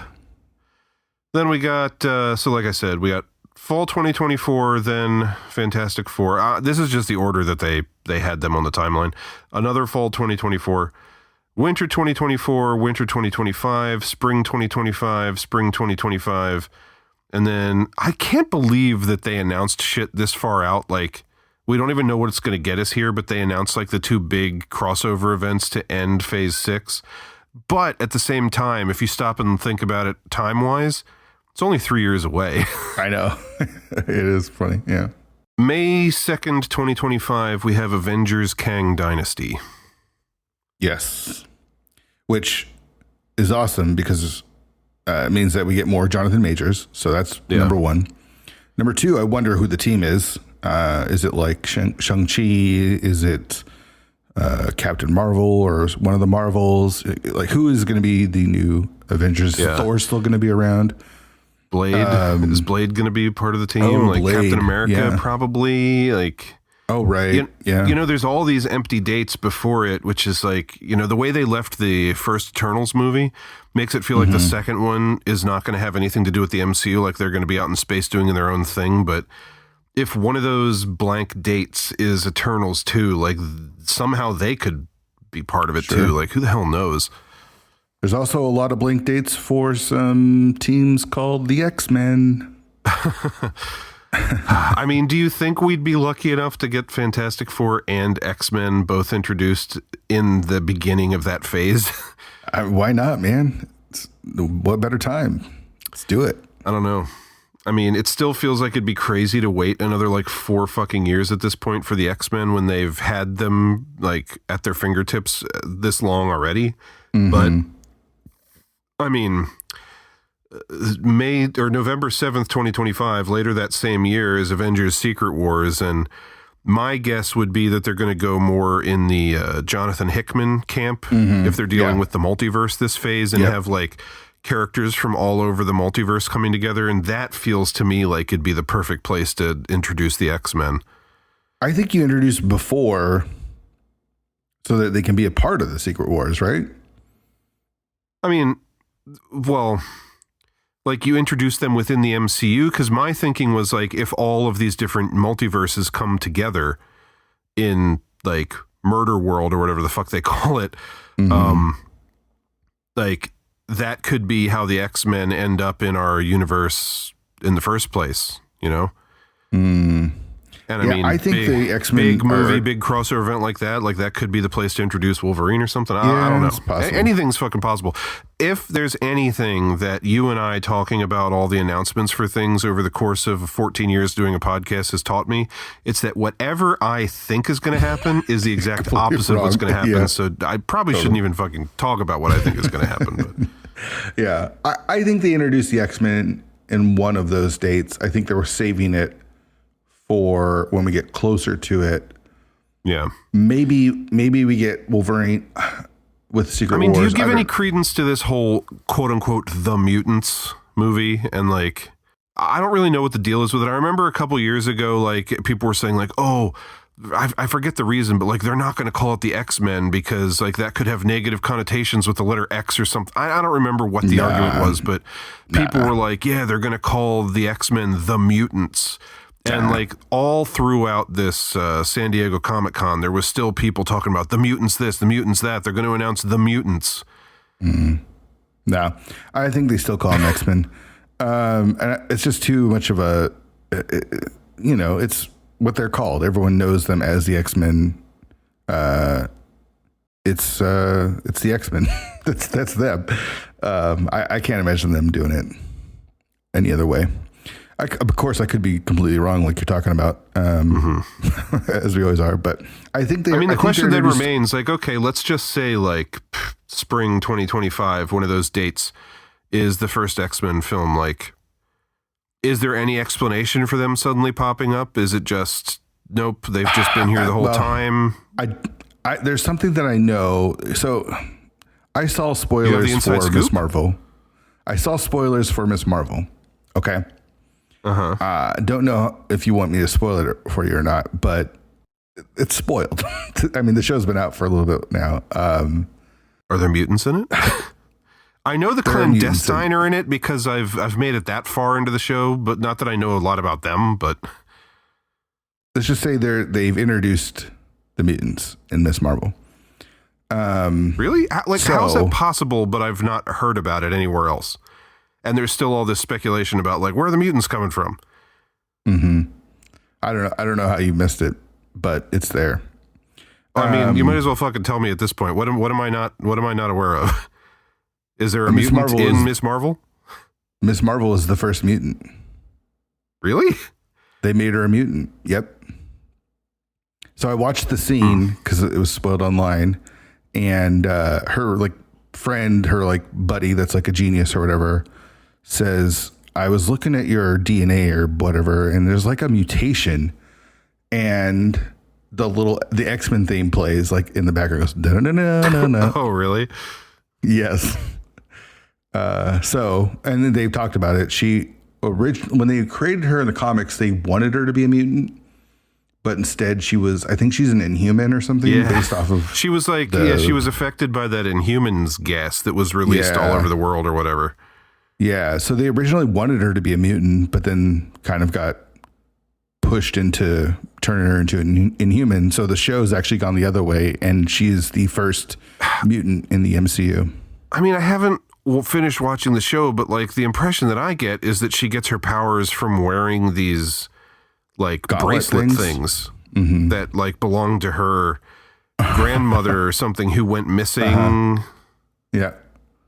I don't know. I haven't watched all of it, so I can't tell you what is her powers, but Homegirl's a mutant, and yeah. So, but again, does that just mean that like they've all been there all along and just nobody knows about it, or I don't know. Like, is it just going to be all of a sudden there's an X-Men movie and it's like, hey, we've been here this whole time. You didn't know about it, but probably, or maybe like my guess is like the blip caused the whatever this next step of evolution or something like that. That would be my guess, is to tie it into everything. Mm-hmm. But then I don't know, maybe not, because then has Xavier been around for the? I don't know. There's too many questions that need to be answered. I don't know how they're going to answer them. But my guess is that they introduced the X-Men before Secret Wars. That would be my guess. What Secret Wars does is I feel like it's going to close up the multiverse loop somehow, like, because that's kind of what Secret Wars does, both the original and the Hickman one, and kind of like resets things a bit. And so I guess that's kind of what's going to happen with Secret Wars. Is the end game is less multiverse stuff. Mm-hmm. Yeah, maybe it's Doom, right? Doom is the big bad there. In what, Secret Wars? Yeah. I mean, if they follow the Hickman line of thinking, yes, but I mean, who the hell knows? I mean, we don't know when he's going to be introduced. There's rumors that he's going to pop up in Black Panther. But then, like, all the stuff that we've talked about for Phase 2, unless he has something to do with Thunderbolts or fights Captain America at the end of Phase 5, I'm not sure, like, where he would pop up again throughout Phase 5, you know? Mm-hmm. Like, not in a Guardians movie. Maybe somehow in the Quantumania, in the Quantum Realm, I don't know. But, like, surely not Blade, right? Or the Marvels. Yeah. But then, like, Fantastic Four is the next obvious place for someone like him to appear. And does he appear in the Fantastic Four in November 2024, and then 1 year later he's already, like, creating Battle World? Like, I don't know. Anything's possible, but I don't know. Yeah, my thinking was like, this is the multiverse phase or multiverse saga, and Fantastic Four is finally being introduced towards the end of it. Like, do they shoot their wad and do Fantastic Four and X-Men in the same year? Or do they save X-Men for like the end of Phase 6 and then like really hit the ground running with mutant stuff in Phase 7? And I don't want to wait until that becomes like the mutant saga for the next 3 phases or something. Like, I mean, that probably makes a lot of sense, but I don't want to wait that much longer. But again, for the X-Men. Because I said it, it's wrong. And this is me saying that. That's true. That's true. But I mean, what you're saying makes sense. So I could see it happening, but I don't want to wait until 2026, 2027 to see the X-Men. Yeah. But, I mean, we've waited this goddamn long. It's true. That is true. Yeah. You're not wrong there. But yeah, summer 2025 and summer 2025, 2 dates in between Kang Dynasty and Secret Wars. Potentially 1 movie, 1 TV show or something like that. I'm not really sure, but, you know, we've got 1, 2, 3, 4, 5, 6, 7, 8 unknown dates in Phase 6. We already know 3 movies there.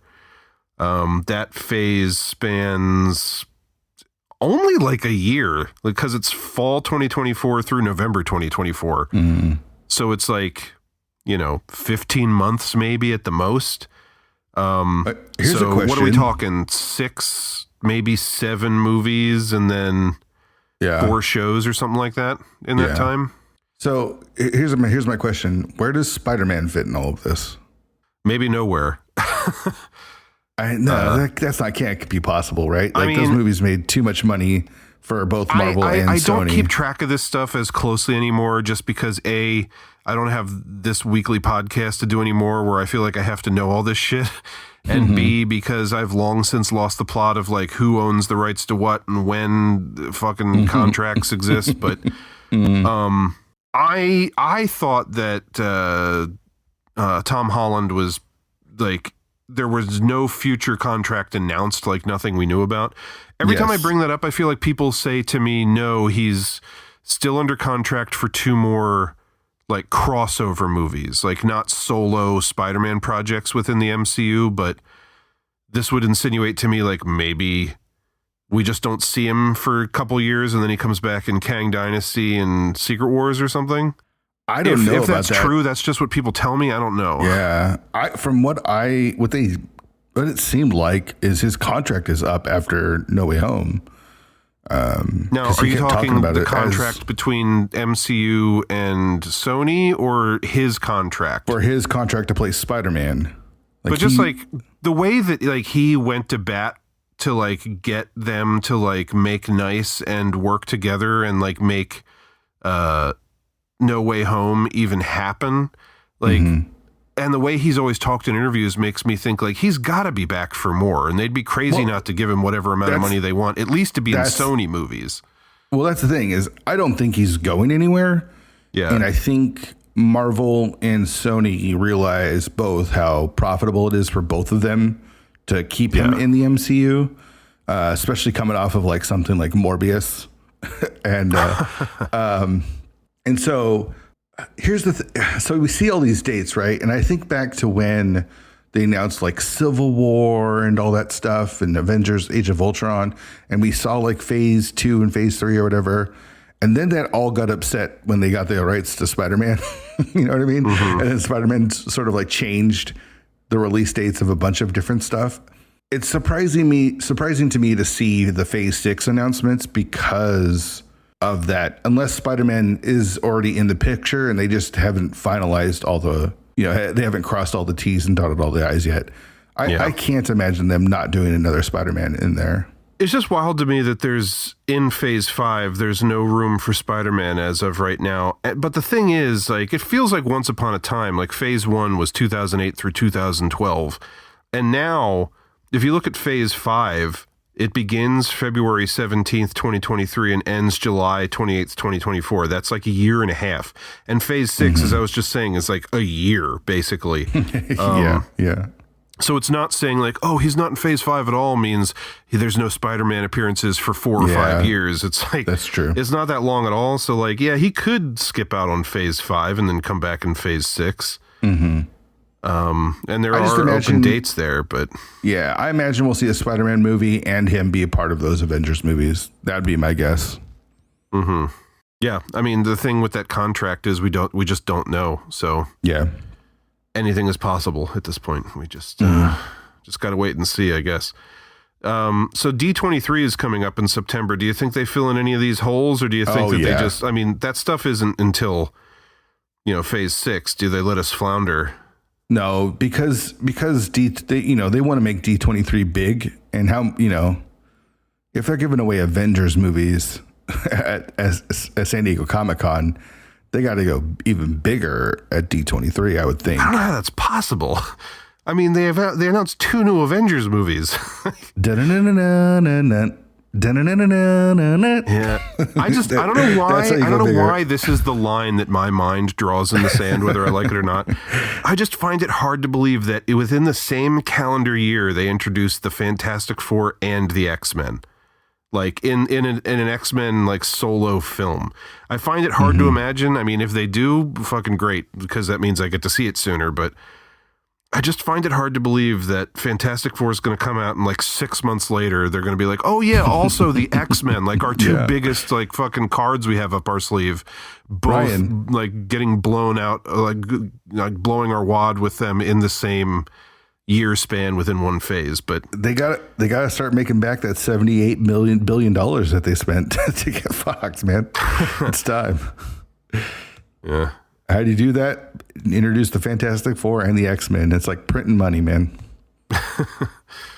Yeah. Here's the thing though, like we've talked about this before, but like once upon a time, the superhero movies started to come out and be really popular in the early 2000s. And then by around like 2010, maybe even earlier, people were talking about like, man, the superhero bubble, when's it going to burst? It's going to burst. Like that was the fucking phrase on everybody's lips for like 3 years was superhero bubble and burst. Like when's it going to happen?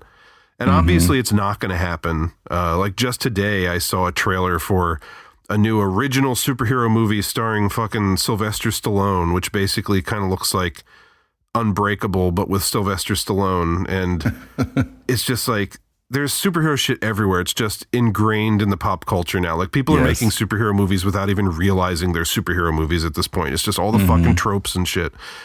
So it's not going anywhere. But, you know, within this phase in the last couple of years, people have been dumping on things like, even though I thought Black Widow was awesome, people are like down on that movie and don't think it was any good and all this. I mean, they've just announced 2 more phases worth of stuff, 3 more years worth of movies, and I'm sure all of it's going to make money, whether or not people are like saying they're getting tired of it or whatever. But like, when realistically does the MCU end? I don't know, man. When Kevin Feige calls it a day, I think that's the end of the MCU. See, I don't even think that would do it. I think if he was like, all right, guys, I'm done, they would just put somebody else in his place and keep on going because there's so much money to be made. I mean, especially right now. If we're talking like 8 years from now and things really start to go downhill, maybe him leaving would do it. But like I said, later this year, we're getting our 30th MCU film, our 30th connected theatrical film.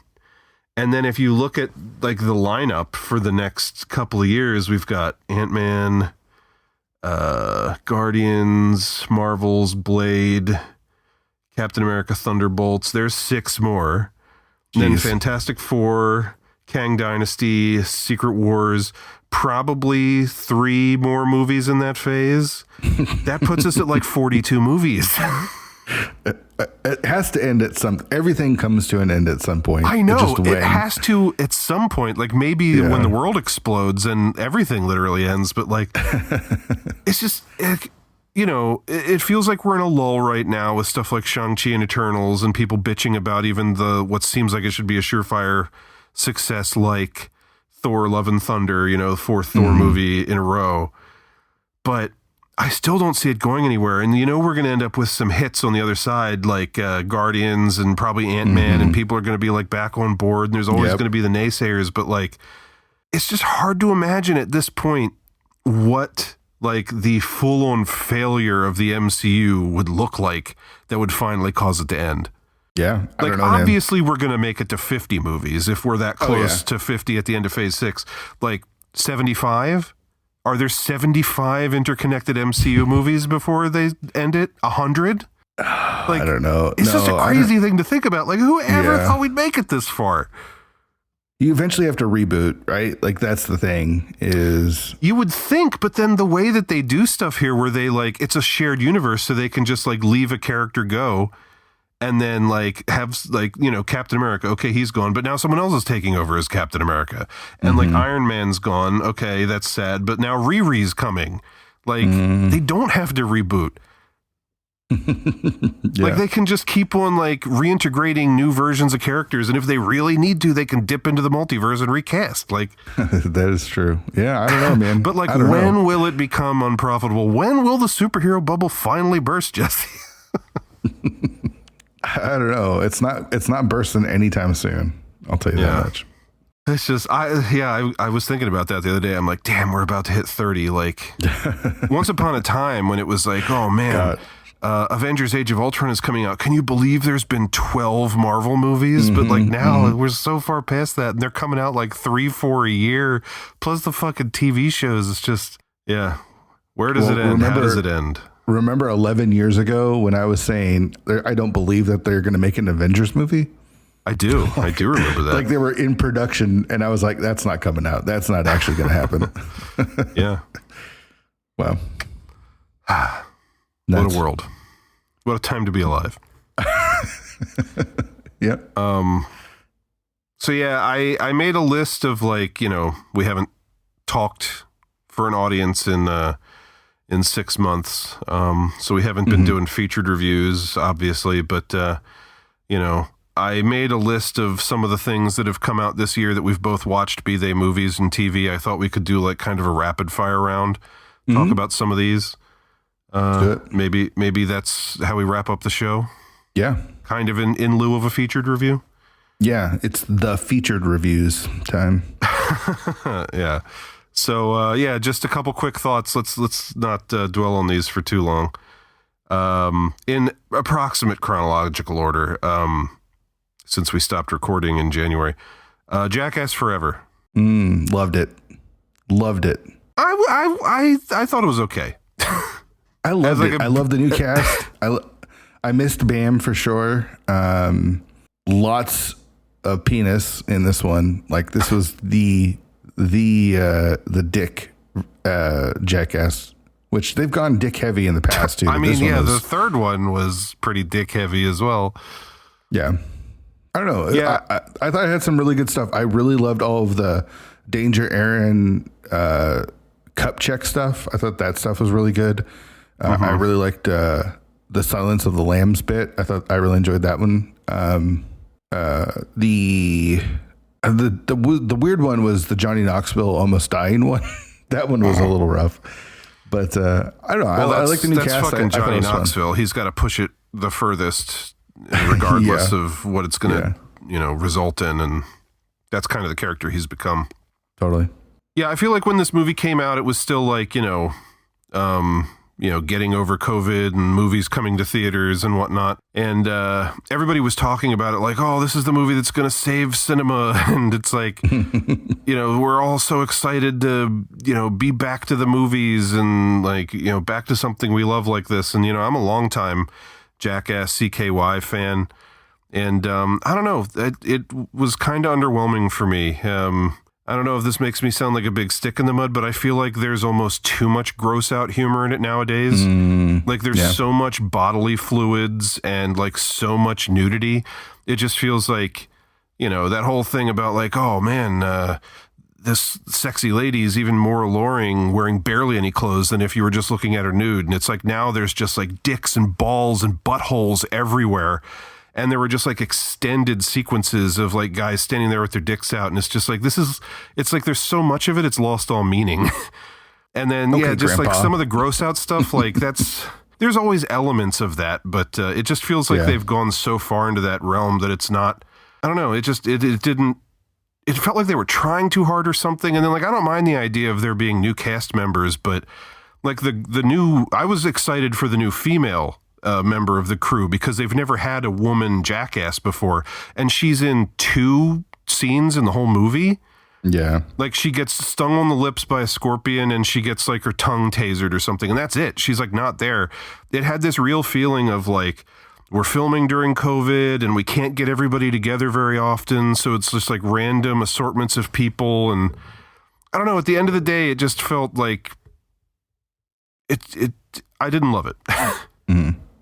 I think it's my least favorite Jackass movie so far. I don't know how I'd rank them, but I enjoyed it quite a bit. So I had a good time. Yeah. Saw it with a good audience too. I think that helped. Yeah. I watched it at home when you gave me your Peacock login or whatever. Paramount Plus. Whatever it's on. The Batman. The Batman. So when I left the theater, my initial reaction was, is this the best? I was thinking to myself, is this the best Batman film? And it's not. It's not the best Batman film, but I really enjoyed it. Loved the look of the movie. Loved how much everything was in shadow. I loved how grimy Gotham was. Really liked Robert Pattinson. The Paul Dano Riddler stuff was good. What really bothered me was the ending of the movie, because I remember walking into the theater with my friend and I'm like, I really hope it doesn't have just like this big dumb action sequence at the end. It was like a generic superhero battle at the end, and that's basically what it has. And so I saw it, and then I saw it with my kids, and then I didn't want to see it again, but my nephew came into town and he really wanted to see it, so I went with him the third time, and I was like, I should not have watched it 3 times in the theaters. And I felt the length after watching it that many times. But the initial watch, I didn't feel like it was too long. Yeah. I love know the it was my style fault. I know it was my fault that I shouldn't have seen it 3 times, but I kept taking people that wanted to see it. Yeah, that's like 9 hours of the Batman. Yeah, it's too much. Yeah, I loved the look of it and the style of it and everything. I loved the take on Gotham. I thought Robert Pattinson was really good. I also feel like the ending is probably the weakest part of the movie, right down to the fact that it feels like Riddler doesn't really have a plan throughout the entire film, and then all of a sudden at the end you learn like, oh, oh, there's been this secret thing where he's been like collecting trucks and stuff the whole movie, but we just never knew about it. It feels like they filmed the entire movie and then came up with the ending and just like filmed it separately on a separate shoot or something. Yeah, overall, I really liked it. I do feel like the Falcone stuff comes out of nowhere all of a sudden 2/3 of the way through the movie, and it's like another subplot. I do feel like it's a little too long. I feel like they could have simplified it a bit. I think if you took Catwoman out of the movie, as much as I liked her, it wouldn't have really hurt it. So, yeah, I actually feel the same way. Where I like her, I like what she brings to the movie, and yet you cut all that stuff out or put it in another movie. There's just a lot going on. Yeah, I agree. Yeah.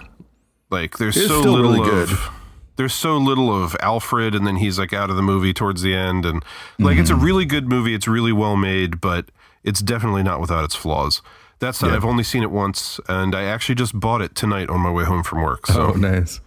You know, they filmed a lot of that stuff in the same way they filmed The Mandalorian. I can't remember what it's called, but they have those like big LCD circular. I did not know that. Yeah, I watched. I just found that. I mean, that's the way they're going to film everything, no matter what it is, coming up soon, right? Like that's just where we're going. It's cool because you get to do, you get they talked about it because so much of that is like there's so much like twilight shots. Like the sun is either setting or rising, and so it's like that yellow pink look over the city and everything. And if you were to try to film that in real life, you'd have like minutes to do it. With this, they're able to do like long takes and stuff, and it looks great. Like the cinematography of the movie is really awesome. Yeah. The look of the film is definitely not something to complain about. So, Everything Everywhere All at Once changed my life. Like this, when I watched this movie, I left the theater and thinking like, this is one of the best movies I've ever seen. And I was glad I was able to experience it in the theater. It reminded me a lot of that feeling of when I first saw The Matrix. Not necessarily because of the content, but a little bit. And then just that sort of feeling of like I watched something special. I remember watching the first time I saw The Matrix and thinking, wow, that was special. And then when I saw everything, I was like, I had that same sort of feeling. I love the heart. I love the action. I love the actors. The cast was great. The look was great. The fact that it was like as well told as it was, and with how complicated everything is, I never felt confused or like wondering what was going on. And the fact that it's so relationship heavy, despite being what it is. And then of course it's really funny. It's really, really funny. So loved it. Yeah. I thought it looked really intriguing, went to see it and loved it even more than I expected to. I don't know if like you, I can say it changed my life, but, I've been saying this since I saw it in like March or something, that it's going to be very difficult to beat for my favorite movie of the year. I just loved it so much, like everything about it. Yep. Yeah, nothing's gonna beat it this year. Sorry, it wins. It wins. Yeah, the cast is incredible. I mean, Michelle Yeoh has always been awesome, and it's great to see her in like a kind of popular movie like this in the U.S. The dude who played Data in The Goonies like came back to acting for this role, and he's really fucking good in it. Yes, he's awesome. James Hong is like an amazing that guy actor who's been in like 700 things, and he gets a meaty role in this. The martial arts stuff is great. It's really funny. It's really smart and really quirky, and it has a ton of emotion, and it's just really like the complete package. And in addition to everything else, it's weird as shit. And I feel like we need more of that these days. So yeah, the hot dog fingers and Raccoonie, man, all that stuff is excellent. I love it so much. I mean, the rock sequence, and then like people fighting over trying to shove things up their ass. Like it's just, it shouldn't work, but it does. It's like so good. I love it. I actually just bought that tonight on my way home as well. Love it. Sonic the Hedgehog 2. Didn't love it. I liked the first one. I thought this one was a big letdown, to be honest. I was in the theater pretty bored and just felt tired. I watched it at home, streaming, wherever the hell it's streaming. Who can keep that shit straight anymore? Just like, a month or two ago. And I still think that Jim Carrey feels like Jim Carrey, which I couldn't say about him outside of these movies for a very long time, so I dig that. Love Ben Schwartz as Sonic. Feel like James Marsden, they could have let him go in this one, but he's got to be there just because he was in the first one, I guess. I'm neither here nor there on Idris Elba as Knuckles. Like, just kind of weirdly unnecessary casting choice, I think, especially when you have a voice actor doing the voice of Tails, who's been doing Tails in like cartoons and stuff for years and isn't like a name. So like, I don't know why they needed Idris Elba for Knuckles. Was that was the person that does Tails in the cartoon? I didn't know that. Yeah, like a lot of recent stuff. She's a voice actress, and she's done a bunch of Tails. Like, I don't really know what all there is of Sonic that's been coming out recently, but you know, obviously a lot because kids still love that shit. But it just wasted so much time, like on the subplot of James Marsden's wife's wedding. Yeah, that's why I say they should have dumped James Marsden and all that stuff from the movie. Yeah, I feel like it's a little long. Like it could have been like 15 minutes shorter, but I loved like how over the top they went with it this time, like a giant robot that looks like Dr. Robotnik from the video games and everything. I loved all that stuff. Yeah. So I still found it pretty fun. The stuff in the rush, like not as simple as the first one. The dance off in Russia. Yeah. I don't know. I thought the first one was better. Yeah. First one's simpler. I'm not going to say this one's better than the first one, but I like them both probably kind of equally. Doctor Strange in the Multiverse of Madness.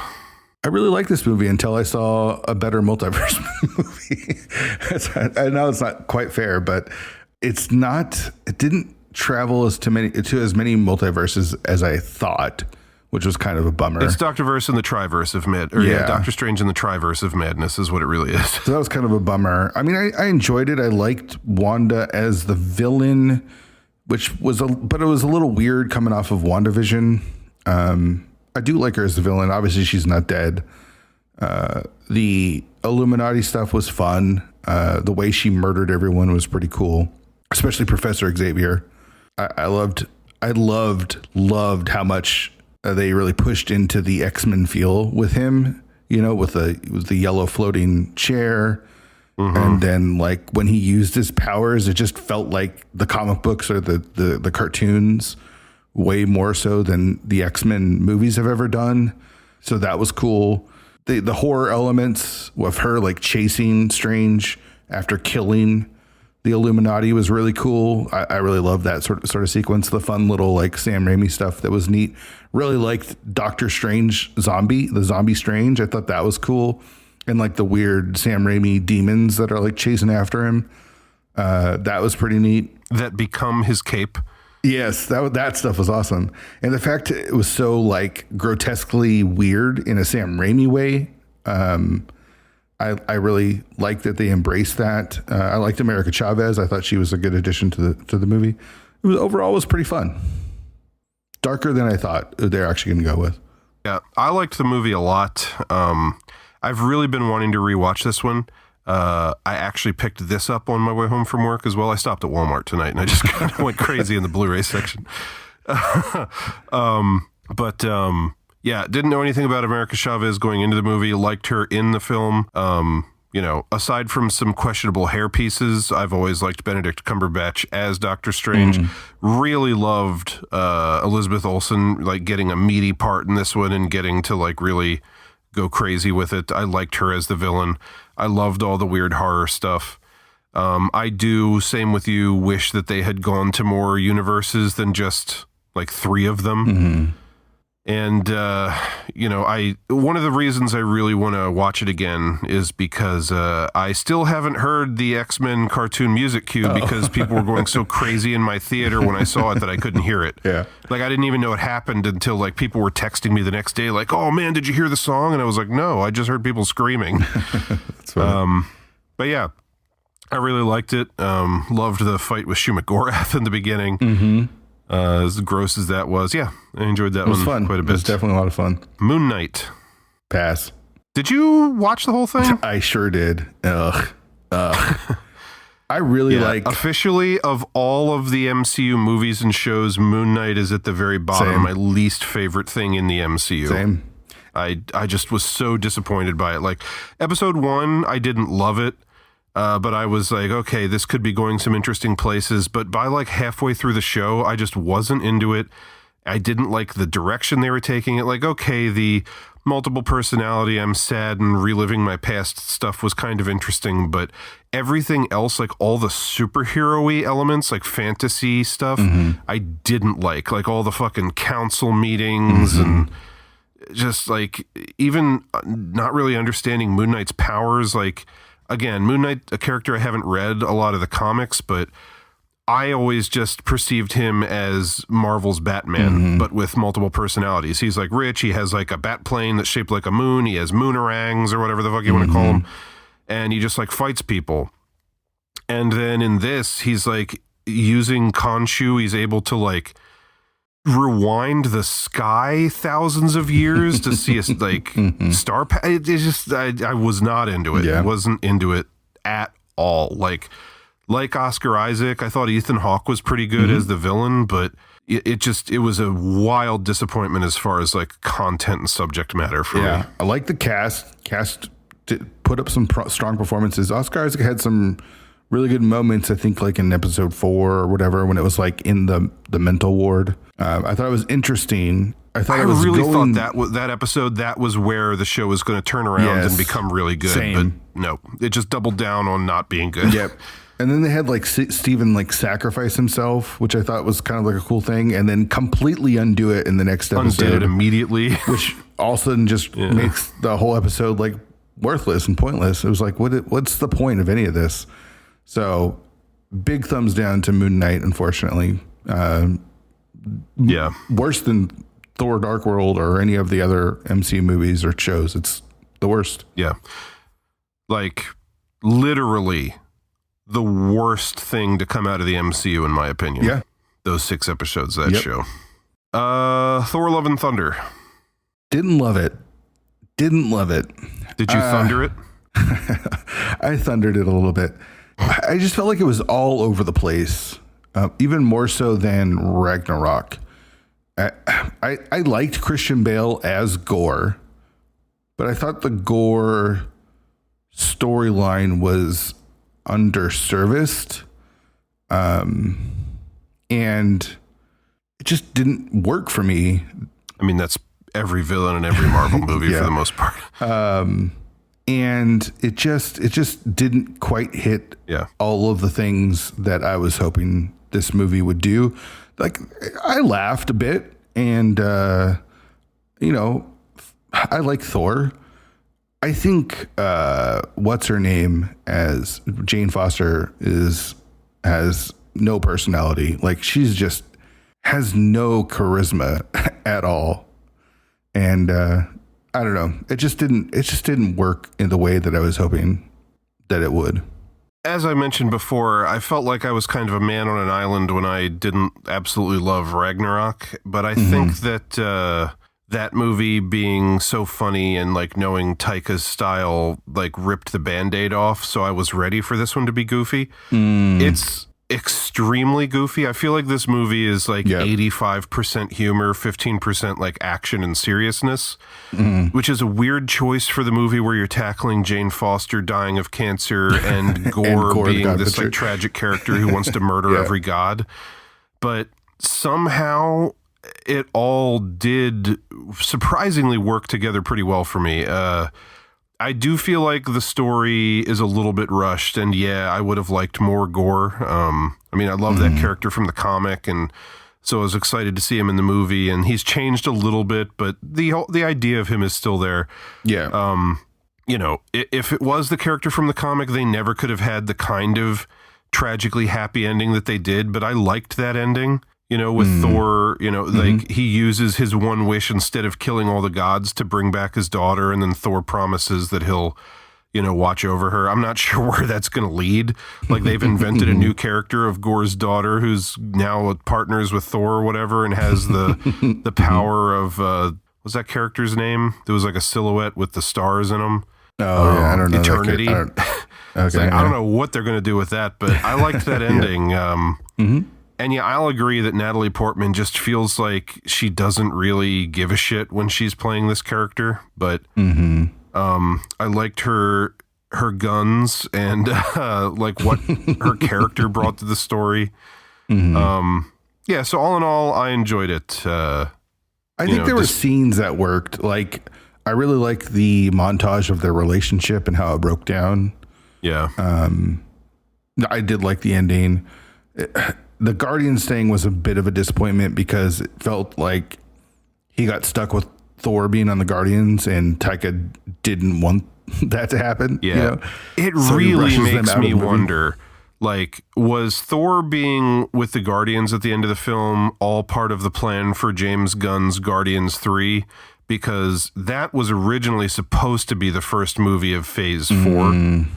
And instead it's been pushed back to like towards the beginning of Phase 5. And it really makes me wonder, like, was that the plan? But then when he got fired and rehired and accepted the job doing Suicide Squad in the interim, and they had to push his movie back like 3 years, were they just like, well, shit, we set it up, now we have to deal with it? It certainly feels that way. That's what it feels like, yeah. But which is a little bit of a disappointment. Like, I would have liked to see that expanded just a little bit more, because it was fun in the short couple scenes that we got in Endgame. So, but yeah, all in all, I enjoyed that movie maybe more than I expected to, especially because I was going in really concerned they were going to fuck up Gore. And I mean, he's not exactly the same Gore, but if nothing else, I thought Christian Bale fucking killed it. Yeah, he was awesome in all as of his Gore. scenes. Yeah. And I understand why they didn't want to cut his nose off too, because it would have been just too much of a Voldemort clone. Yeah, even without that, it's just I understand that they want you to be able to see the actor, you know? Sure. They're paying all this money for Christian Bale. They want you to be able to see that fucking mole on his face. I like the scene with him killing his first god. Although that was good. In the very beginning. Yeah.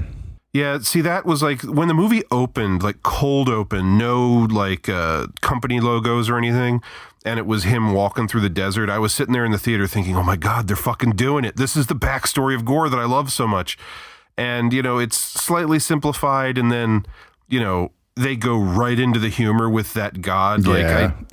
See, I love just the like unknowable cosmic coincidence from the comic of, you know, his whole life has been told that there are gods and they've done nothing to help them.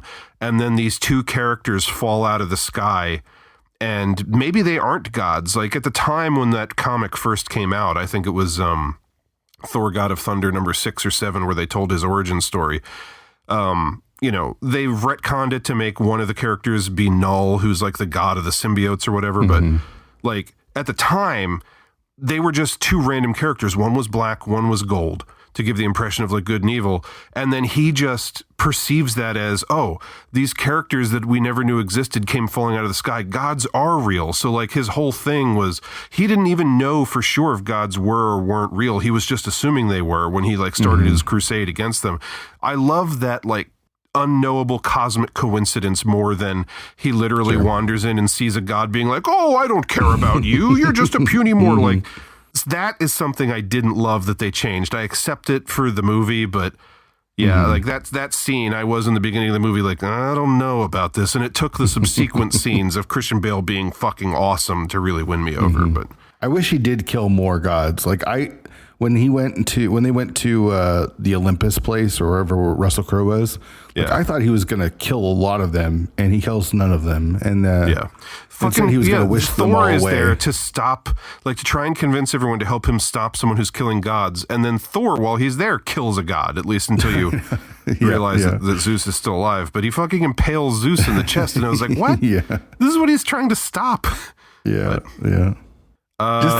too all over the place for me, so not crazy about it. Miss Marvel, okay. Miss Marvel. You've only watched 2 episodes, and I've watched 3.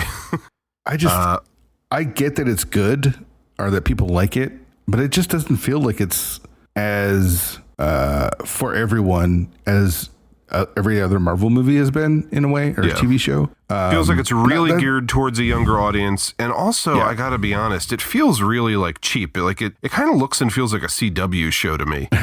Yeah. Not that necessarily a bad thing. Like, I'm not campaigning against Miss Marvel, but it just hasn't drawn me back into really want to finish it as much. I'll eventually get there someday, but Yeah, it's, I'm committed to watching it because I watch all the MCU stuff, and like I don't outwardly dislike it as much as I did Moon Knight, for example. right. Yeah. But I just it's find totally that different. I'm not super interested in it. It just feels as like an origin story. It just feels so generic of like, I'm the kid who feels awkward and like an outcast, and my parents want me to be this one thing, but I want to be another thing, kind of like a Disney princess. And then I find a relic that gives me powers. And it just all feels like such well-tread ground at this point that it's just not super interesting. The cast is fine. There's some funny stuff in there, but all in all, it just, as I'm watching it, it feels like this was not made for my age range or like my like personal preferences and storytelling or what. Like, it's a lot of that flashy, like as they're walking down the street, like the things they're imagining are appearing in like graffiti on the walls, and it feels like it's just desperate not to lose your attention, and that's almost having the opposite effect on me as I'm watching it. My I kids just watch a got lot into of- the villains, and it's the clandestine, and like I don't know if like in the comics I thought they were like some kind of creatures, but in the show they're just normal people wearing street clothes. It feels like the quality level of like the Agents of S.H.I.E.L.D. show, which was just a lot of people wearing black clothing, and it was really boring looking, you know? Totally. But yeah, my kids watch a lot of like not WB, like Disney Plus shows, Disney Channel shows. And it feels like one of those, like Victorious. Yeah, that's what I was trying to get across by saying it looked like something CW. It just, it feels like, oh, this is intended for kids, so we don't have to make it look that good or something. All the scenes where she's like jumping on the little glowy platforms that she makes, it feels like wire work and green screen. I don't know. I don't want to be like super down on it, but I got to admit that like 3 episodes in, I think that I'm going to watch the whole thing, but I don't think it's ever going to win me over. Hopefully I'm wrong, but... we'll see. And then finally, we just watched this the other day. Nope. Loved it. Like, I saw one trailer for it. It was like the teaser trailer for it. That's the only thing that I saw. I read no reviews. I watched no other trailers. I didn't even know it was about aliens. I literally had no clue what Nope was going to be about. All I knew was the cast, and it was the new Jordan Peele film. And I really liked Get Out, loved Get Out. Didn't understand Us enough to really get it. Like, there's things I liked about it, but just wasn't, I just don't know. It felt like it was trying to say something that I'm not sure what it was trying to say. So going into a movie completely blank was awesome, because the movie was great, and I didn't know where any of it was going. I really loved the cast. The cast is amazing. The film is gorgeous. I loved the pace of the movie. And then, spoilers, the fact that the alien spaceship is the alien, and then we see it like transform into like its natural state with its weird mouth thing doing weird alien shit. It's just like, it was just so cool, man. I was in it the entire way, and I really love this movie. Yeah. So far this year, second only to Everything Everywhere All at Once for me. Like, I really loved this thing too. Like, Get Out, I liked. I always had this feeling I'm not as in love with this as everybody else. I had like weird nitpicky problems with it. Us, at this point, Jordan Peele's a very visual director. The movie looks good and whatever. And like the cast, despite the fact that I didn't really understand what the hell was going on with them most of the time, like I can't really fault them. But at this point, I think a couple years removed, I'm willing to say it, I think Us stunk. I just think it was a sophomore slump. Like, everybody was praising him for like how he made like kind of a mainstream popcorn horror movie, but had like really interesting and noteworthy like subtext and like cultural stuff in it. And I feel like he got it up in his head, oh shit, I have to really deliver on my second one, and he just like got too up in his head over it and screwed the pooch and shit the bed. I really have no desire to go back to that movie. But then Nope, I'm always going to be interested in his movies, especially the way that they're like kind of mysterious in the marketing. And because of some of the visuals, like the cloud and like in the trailers, like people looking up at the sky, I was thinking, okay, this is going to be UFOs, alien abduction, something. And again, his movies always have really mysterious, like advertising campaigns, which is why it knocked my socks off that like 2 weeks before the movie comes out, a whole new ad campaign came out that straight up tells you it's like aliens and you see the ship flying around in the trailers. What? Really? And Wow. it's like they were coming right out and saying, it almost made me think like, they're afraid that people aren't going to go see it because they don't know what it's about. So they feel like they have to tell people. But then the brilliant thing is, I now went into the movie with expectations, okay, there's a flying saucer in the movie. But like you said, when kind of early in the movie you discover, it's not a ship, it is the alien. Oh my God, like the fucking short hairs stood up on the back of my neck. All of a sudden, I wasn't watching like an alien abduction movie. I was watching an original monster movie. And you know how I go off about like, if there's an original unique creature that has like its own rules that I get to like learn about, and like that is just my fucking bag. And I mean, the cast was already great. Like I said, he's a visual storyteller no matter what.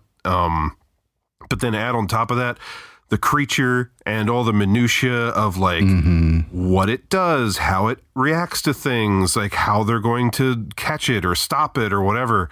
I ate this movie up. It was just like one of those experiences that I so rarely have when I like walked out of the theater and I just had this sense of wonder, like, oh my God, that was so cool. Like it was mysterious and I want to know more about it, but I don't want to know more about it at the same time because it would probably ruin it. And I just thought it was great. I like totally captivated by it. Like it does manage to be kind of disturbing and gory and whatnot at times, but at the same time, it also had this feeling of like an Amblin movie, like Poltergeist or even Close Encounters, to make a really direct comparison at times. But yeah, I loved it. I love the look inside when it like ate people. It was like, like part of me would love to see more of that, but at the same time, the way they probably did it showed is like so just enough claustrophobic and terrifying in a way that here's the thing is like, I think what he does in this movie is show you just enough or lets the audio and like the sound really affect you more than the visuals. So like when the monkey was eating the girl's face, you don't actually see it, but you know what's happening and it sounds horrifying, right? Like the people are getting eaten by the spaceship. You don't know exactly what's happening, but you hear their screams and you hear like the crunches and it just using the sound so effectively. I love that stuff. And as you're talking about with the cast, love Daniel Kaluuya, and I loved how understated his performance was. I loved how like he plays almost like a Clint Eastwood sort of cowboy, like soft-spoken, deep voice talking, doesn't say much, but it's all within like there's so much going on there with like within his eyes and the way he's delivering it and everything. And I love the movie. I had such a good time with it. Yeah, a little bit of Keith David in there, who I love. Yes, a little bit of Michael Wincott from The Crow in there with his gravelly ass voice. He's like the DP, the cameraman. Yeah. It's like, again, I went into it thinking I knew what it was going to be, and then like halfway through the movie, I just came to the realization like, oh shit, this is the movie I've been asking for years that like I never get, which is like a new monster movie. And it like that, again, that sense of wonder and like excitement that I get from like a new creature just really, really worked for me. So it's so cool how it's a spaceship, right? Like a UFO spaceship size, and then it expands into something completely different. Yeah. Well, I mean, that's why I like the whole movie. Like, you're seeing it in glimpses and whatever. And I love the way that, you know, you're just like in the background seeing it move through silently through the clouds and stuff. And like through the beginning of the movie, like even when it's like tooling around outside, it's like you're seeing it through the slats in like the side of a barn or whatever. And you're never getting a real good glimpse at it. So the whole movie, I'm just like, you know, trying desperately to get a look at this thing and like, you know, figure out the shape of it and whatever. And then at the end, when, you know, before you get to see it in all its glory, like in the background, you're seeing its shape is different. And I'm just like, are they ever going to fucking show this clearly so I can see what it looks like? Like, I was so excited to see what it was going to turn into. And, you know, when you finally see it, it doesn't even look like something that if you were to look at it with no context, you'd assume is a living thing. Right. It's just like, it almost makes you think of like, you see some of the crazy creatures in like deep sea photography that doesn't look like anything from Earth because it's like from such a different part of the Earth that like we're not familiar with. Yeah. It's kind of like that. It looked like some kind of weird, like almost jellyfish thing. It was fucking fascinating to me. Like, I just love that stuff. Yeah. I also love that their goal wasn't how do we kill this thing, but like how do we expose it, right? Like that was the goal. And in the end, they end up killing it, which I thought was really clever. And I liked how that came about. But it was more of like, oh, we got to get this on camera. We got to get this on film. You know what I mean? Like that was the whole thing. But gosh, just so well done, so well made, so well acted. Yeah. I really loved it. And I also love that the finale is all in the middle of the day. I love that. Yeah, I'm so excited to get this on Blu-ray, rewatch it, get like a real good look at the creature, and then hopefully they have like some special features about the designing of the thing or like what Jordan Peele envisioned or whatever when he was writing it. Because I just, without, you know, seeing like a prequel or a spin-off comic book that explains what planet it came from or some shit, which is not what I want. Like I want to know more about it, you know, and its creation and whatever. Yeah, totally. Right there with you, man. That pretty much brings us up to date. I mean, we're a couple episodes into Better Call Saul, which I've been enjoying. Well, I guess we're more than a couple episodes in because we haven't talked on the show in 6 months, but, you know, we've got a few episodes left in the season. Right. Been loving that. I haven't seen the new one this week, so... Oh, okay. So Better Call Saul, though, they did it, right? Like, they made it up to Breaking Bad, and it was heartbreaking. It was phenomenal. It was just everything and more that I could ever want. Like those last couple episodes. I mean, just the last season, the last few seasons, the show is just so good. It's just so good. And Odenkirk and the cast are just phenomenal. The writing is amazing, and I can't get enough of Better Call Saul. Yeah, I feel like it's just about the last non-superhero show that I'm watching. And once it's gone, I don't know what else I'm going to watch. You going to check out the new Game of Thrones? I don't know. I mean, I may end up giving it a look, but I really don't feel like it's something I need in my life. I mean, Game of Thrones just left such a poor taste in my mouth. And I know it's like a new creative team, and it's way earlier than the last story was set, but I don't know. Yeah, it's not even for me like, oh, I was so disappointed by the ending of the previous one. Why would I want more? To me, it's just like, okay, I was invested in those characters during that time period. Like, aside from the title, what's to make me think that like this new show is going to be worth my time or anywhere near as good as the other one? So it's just like, it's almost as different as like a completely unrelated show, like because it's not going to be about the same characters or whatever. So why should I really care? Kind of the same thing with the new Lord of the Rings show. Like I know a lot of people are excited about that, and it looks okay, but like what I really love is those 3 specific movies telling that specific story with those specific actors that was made at that specific time, and it's like, I don't necessarily know, in the same way that, you know, back in the day, I was never interested in reading the Star Wars novels or comic books or whatever that extend that universe. Like, I was happy with, like, the couple of movies. Do I need more, like, Lord of the Rings? Like, Middle-earth stuff. I don't know. I'm not like super excited about it. Yeah. Yeah, I actually feel exact same way. Exact same way. I don't know. That's pretty much all I had. I have nothing else written down in my notes. Without a featured review, I don't really know how to end one of these things. I guess we just say goodbye. Thanks for hanging out with us again, I guess. Yeah.